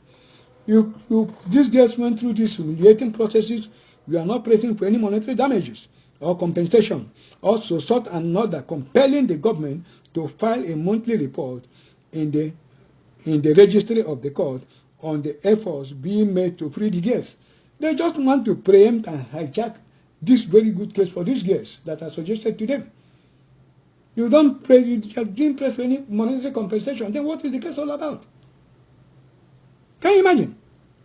While the names of the 112 girls were listed as the applicant, the federal government and the AGF were named as the respondents. Mrs. Obi is the question, another fraud. All these ones, Obasanjo is holding them up hostage. They are Obasanjo's servants. I don't know what is using to blackmail them. The Obi is the question, the Emmanuel Iwanyanwu, the Charles Suludo them, the Izogo, Michael Izogo, Ezekiel Izogo. These are Obasanjo's slaves. You see? So it's Obasanjo that is organizing all this thing. You see? Support the suit. The BBOG, okay, you say Mrs. Obi Ezekuli, the leader of the Bring Back Our Girls, deposed to the affidavits in support of the suit. It's a Obasanjo arrangement. The BBOG is a group that has been championing the campaign for the rescue of the Chibok girls who were originally 276 when they were abducted on August 14, 2014. We will not be speaking on the Chibok girls case today. It's for another day, you know, for very important reason, and yet it's already a lengthy report. So I'm going to be rounding this one down so that next time we talk about the ChibokAnd. Let's concentrate on Leo Sharibu. Now look at this news report. It says Leo Sharibu's mother sue federal government, demands 500 million damages. This from the cable. It said Rebecca Sharibu has sued the federal government for failing to secure the release of Lea, her daughter. Lea Sharibu was among the 119 students of government girls secondary school Dapchi, Yobe State, abducted by Boko Haram in February. All the abducted girls were subsequently released, except 5 who reportedly died in detention. Have you seen it? Lea was held back by the insurgent group for refusing to renounce her faith. It's Buhari that is holding her back. In a suit filed at the Federal High Court in Lagos, Rebecca sought 500 million damages over the government dereliction of duties. Joined as defendants in the suit are Ibrahim Idris, Inspector General of Police, and Abubakar Malami, Attorney General of the Federation.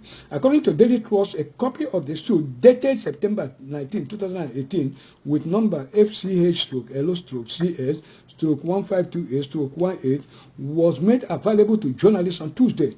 Among prayers the plaintiff sought from the court is an order directing and mandating the defendant to secure the immediate and unconditional release of the plaintiff from the custody of her captors forthwith. The plaintiff is also seeking an order compelling the defendants to employ every means in securing the plaintiff from the custody of her captors, an order compelling the defendant to pay the sum of $500 million being compensation for the indignities and human deprivation suffered by the plaintiff as a result of the defendant's derelictions of statutory duties in securing her release from her captors since the month of February 2018, the date of this action. The Islamic State West African province, ISWAP, a faction of Boko Haram, has kept Lea in captivity for 7 months, sparkling public outrage. In August, the cable obtained an audio of Sharibu appealing to President Muhammadu Buhari to rescue her. The federal government has said it was making efforts to rescue her, but in a recent interview with Voice of America, Natalie Sharibu, the girl's father, said no government official has reached out to the family since the kidnap incident. The cable recently reported how suspected robbers broke into her parents' residence in Borno State. However, the world saw the import that no person, no government official have tried to reach them since the incident happened. This is from Lea Sharibu's father. Then let us see, since this woman sued them to court, then look at the indecent test. You will now see the quick response of both local and international district. You understand me? Let us quickly follow through the French government, action, and the international sponsors that follow this simple action of suing the federal government at Lea Sharibu's mother as we consider other reports. Let's just consider other reports very quickly. This is Lea Sharibu's mother strenuously denies suing federal government. Sahara Reporter, September 26, 2018. He said, there were reports that Rebecca has sued the federal government for damages. Rebecca Sharibu, mother of Lea Sharibu, the Dapchi school girl still in Boko Haram custody, Mrs. Sharibu has denied the report that she is suing the federal government. There were reports that Rebecca had sued the federal government for damages. However, according to CNN, she strenuously denied the claims. Can you imagine? CNN. Can you imagine we are the height of CNN? That have never talked about these people? All of a sudden, look at them. They are not done. You see, her reaction was captioned in a series of tweets on the handle of CNN Africa, which is Rebecca Sharibu, the mother of Dapchi school girls, Lea Sharibu, who had been in Boko Haram captivity since February, spoke to CNN this morning and has denied reports that she is suing the federal government of Nigeria for damages. Can you imagine?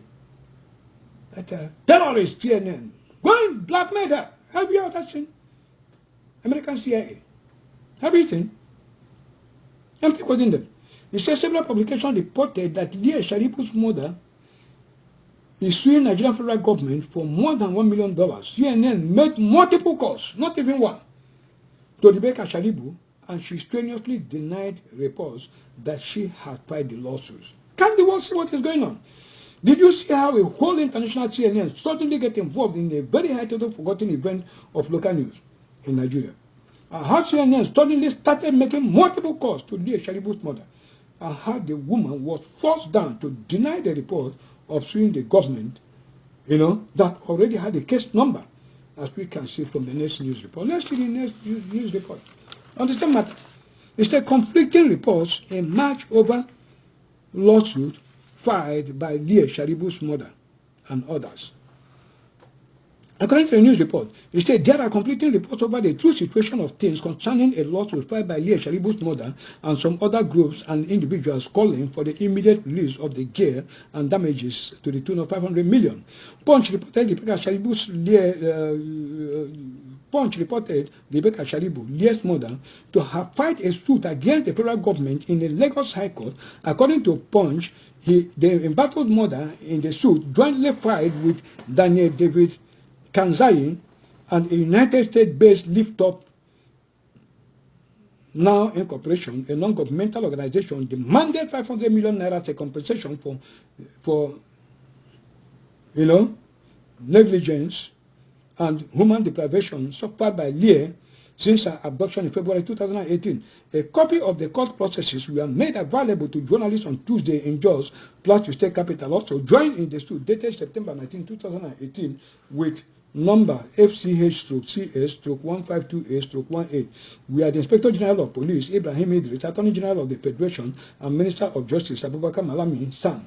The defendants were joined over their failure to ensure the release of Leah and for failing in their statutory responsibilities. Among relief sought by the plaintiff is an order of the court to divest and mandate the defendant to secure the immediate and unconditional release of Leah from the custody of her captors. The plaintiff also prayed the court for an order compelling the defendant to employ every means in securing her release. Contrastly, CNN reported that they reached out to Leah's mother and asked if there was a submission of any lawsuit, but she strenuously denied submitting any of such report. Then suddenly the Nigerian government that had completely forgotten all about this family, they panicked. And President Buhari put a call through to Leah Sharibu's mother, as was reported in many media, news medias. As we look at the news report of Punch newspaper of October 3, 2018, that is 3rd October 2018. Look at their report. You say Buhari called Sharibu's mother. President Muhammadu Buhari on Wednesday spoke on the telephone with Mrs. Rebecca Sharibu, mother of the Dapchi secondary school girl Leah Sharibu, who was kidnapped by Boko Haram terrorists. The senior special assistant to the President of Media and Publicity, Gaba Shehu, disclosed this in a statement made available to journalists in Abuja. Shehu said the parents assured her, she said that the president assured her, that is Mrs. Sharibu, that his administration would do everything it would take to bring her daughter back home. The president consoled the Sharibu's family and assured the parents that the federal government would do its utmost for the safety and security of their daughter. I convey my emotion, the strong commitment of my administration, and the solidarity of all Nigerians to you and your family, as we will do our best to bring back your daughter home in peace and safety, Buhari reportedly told the distraught mother. Mother. He assured the mother that his heart was with the family, as that of the entire nation, which continued to pray for the safe return of our daughter Leah. Mrs. Sharibu and her husband Nathaniel had on Sunday appealed to Buhari to ensure the release of their daughter before the October deadline given by the Boko Haram cells. The insurgents are threatening to eliminate Leah should the government fail to meet their demand before October. But the mother, at a press conference in Jos, the Plateau State capital, appealed to Buhari to do all within his power to stop the terrorists from carrying out their threat and as well ensure the safe and speedy release of her daughter. Speaking amid tears, Mrs. Sharibu thanked all those who have been standing with the family in prayers, moral and motivational support not to relent until her daughter is returned. She said, "Since February that my daughter, alongside her schoolmates, were abducted, it has been heartbreaking for me as a mother, especially after her colleagues were released and she was held back. I am appealing to President Muhammadu Buhari to apply all efforts used in ensuring the release of our colleagues. Same should be used to free her as well, because there should be no reason whatsoever why her matter should be different." Surprisingly, this lifeless study Scott Buhari, the ex-terrorist himself, suddenly became filled with human kindness and immediately dispatched another collaborator in the kidnap saga, that is the liar-in-chief himself, to visit Mrs. Rebecca Sharibu, Leah's mother. Obviously, bribed her out of her court case with a promise of an immediate rescuing of her daughter and other entities.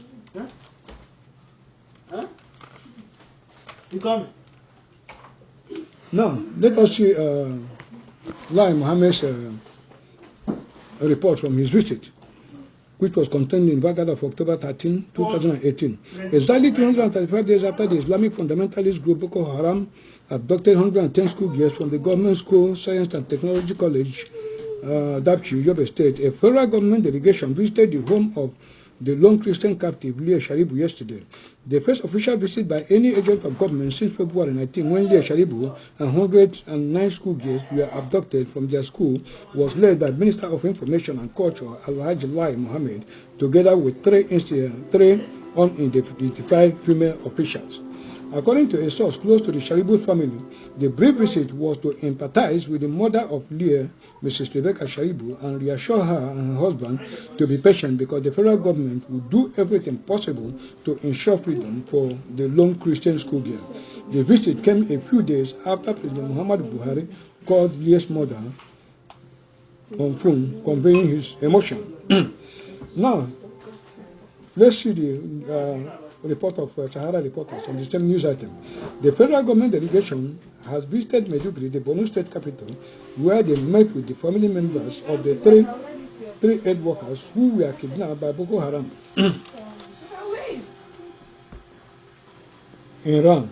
The delegation was led by Minister of Information Alhaji Lai Mohammed, visited the government house where Deputy Governor of Borno Osman Dakin received them on Friday.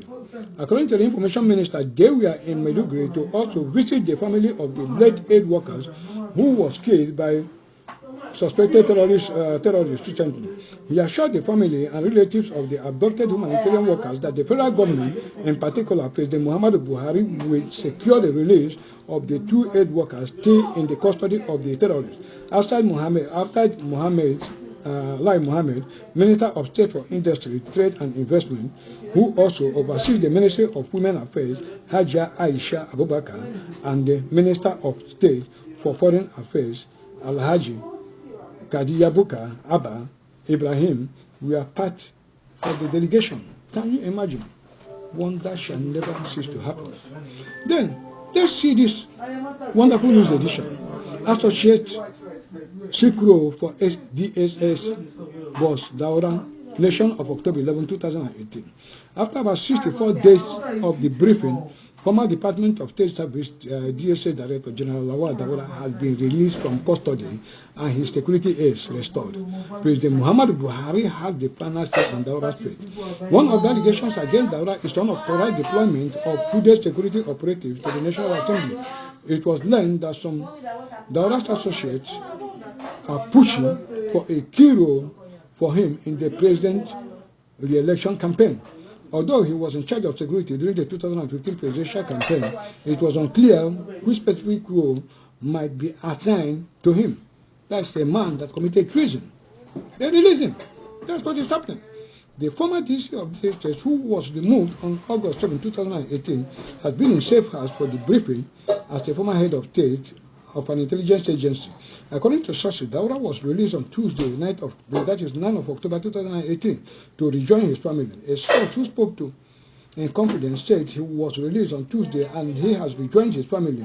Accordingly, during his debriefing, he insisted that he acted in the national interest in deploying operatives of the National Assembly. He also described the allegation of being mole in the government as utter badass.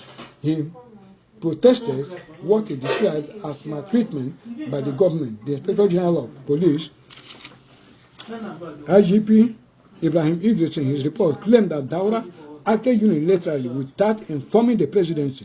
He did not share or intimate other security agencies on the unlawful operation. It is left to President Muhammadu Buhari to decide whether the SDG boss has a case to answer. Don't forget that the sack of Daura was greeted with discordant tunes in the presidency and Buhari's cabinet. But there was speculation last night that Daura had been restricted from talking to the press. Can you imagine? Talking to the press. So, upon all the atrocities that Daura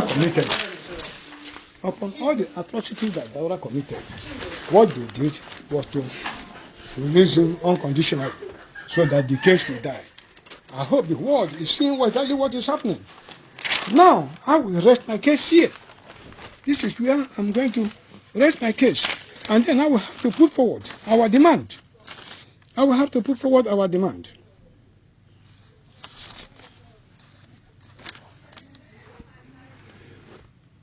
The Biafrans in America, if other Nigerians refuses, must seek audience as a matter of urgency with the incumbent U.S. President Donald Trump. The U.S. Congress also through the United States courts to compel especially the former U.S. President Bill Clinton, Barack Obama, former CIA Director John Brennan, and former U.S. Secretary of State John Kerry to appear before U.S. Congress and give their statement under oath on what they know about the current jihad going on in Nigeria, the kidnap of the Chibok schoolgirls and subsequent abduction of the Dapchi schoolgirls and the whereabouts of Leah Sharibu. Barack Obama, John Brennan, and John Kerry should be compelled to decode or state their own interpretation of the speech delivered by John Kerry officially as the then serving Secretary of State of America in Sokoto State, Nigeria, on 23rd of August 2016, entitled Importance of Resilient Communities and Religious Tolerance in Countering Violent Extremism, and how we produced a decoded version of his quoted speech alongside other evidences. 3. That those these mentioned people be compared immediately along with the French President Emmanuel Macron and the British government to immediately call up their jihad in Nigeria and recall ISIS terrorists already deployed all over Biafra land as security officials and Fulani herdsmen. 4. Buhari and the DSA be compelled to produce Mohammed Osman Aka Khalid Abawani and his 5 accomplices, namely Mohammed Stani Abubakar, Abdurrahman Habibu, Mohammed Bashi Saleh, Osman Mohammed Belli Aka Abu Azani, Mohammed Salisu alias Dati, Yakubu Nuhu alias Bello Manshagi. Instructively, they are supposed to be standing trial for the murder of a whopping 11 foreign workers, expatriate workers in Nigeria. Demand, another one is demand for American government intervention in the Nigerian crisis and the immediate arrest of President Muhammadu Buhari and his service chiefs. The immediate release of all Biafrans in prison custody on Trump-up reasonable charges, including the whereabouts of Nnamdi Kanu, leader of indigenous people of Biafra, and Benjamin Onwuka, among others, since Buhari, through his criminal deradicalization program, have already granted amnesty to Boko Haram terrorists, released all Boko Haram terrorists in Nigerian security custody. All of them, he have released all of them. So he should release all the whole Biafrans in Nigerian military custody, all of them from A to Z. Dismantling of all checking points in the former eastern region, especially the reorganization of all security forces in Nigeria to reflect geo-ethnic balancing and redistribution of the service chiefs offices in this direction. They distribute them. Everything will reflect geopolitical balancing.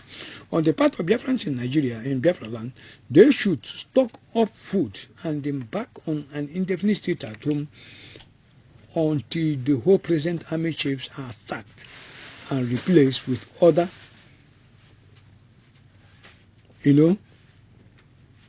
service chiefs that will reflect geo-ethnic balancing. If they don't do it, they are all finished.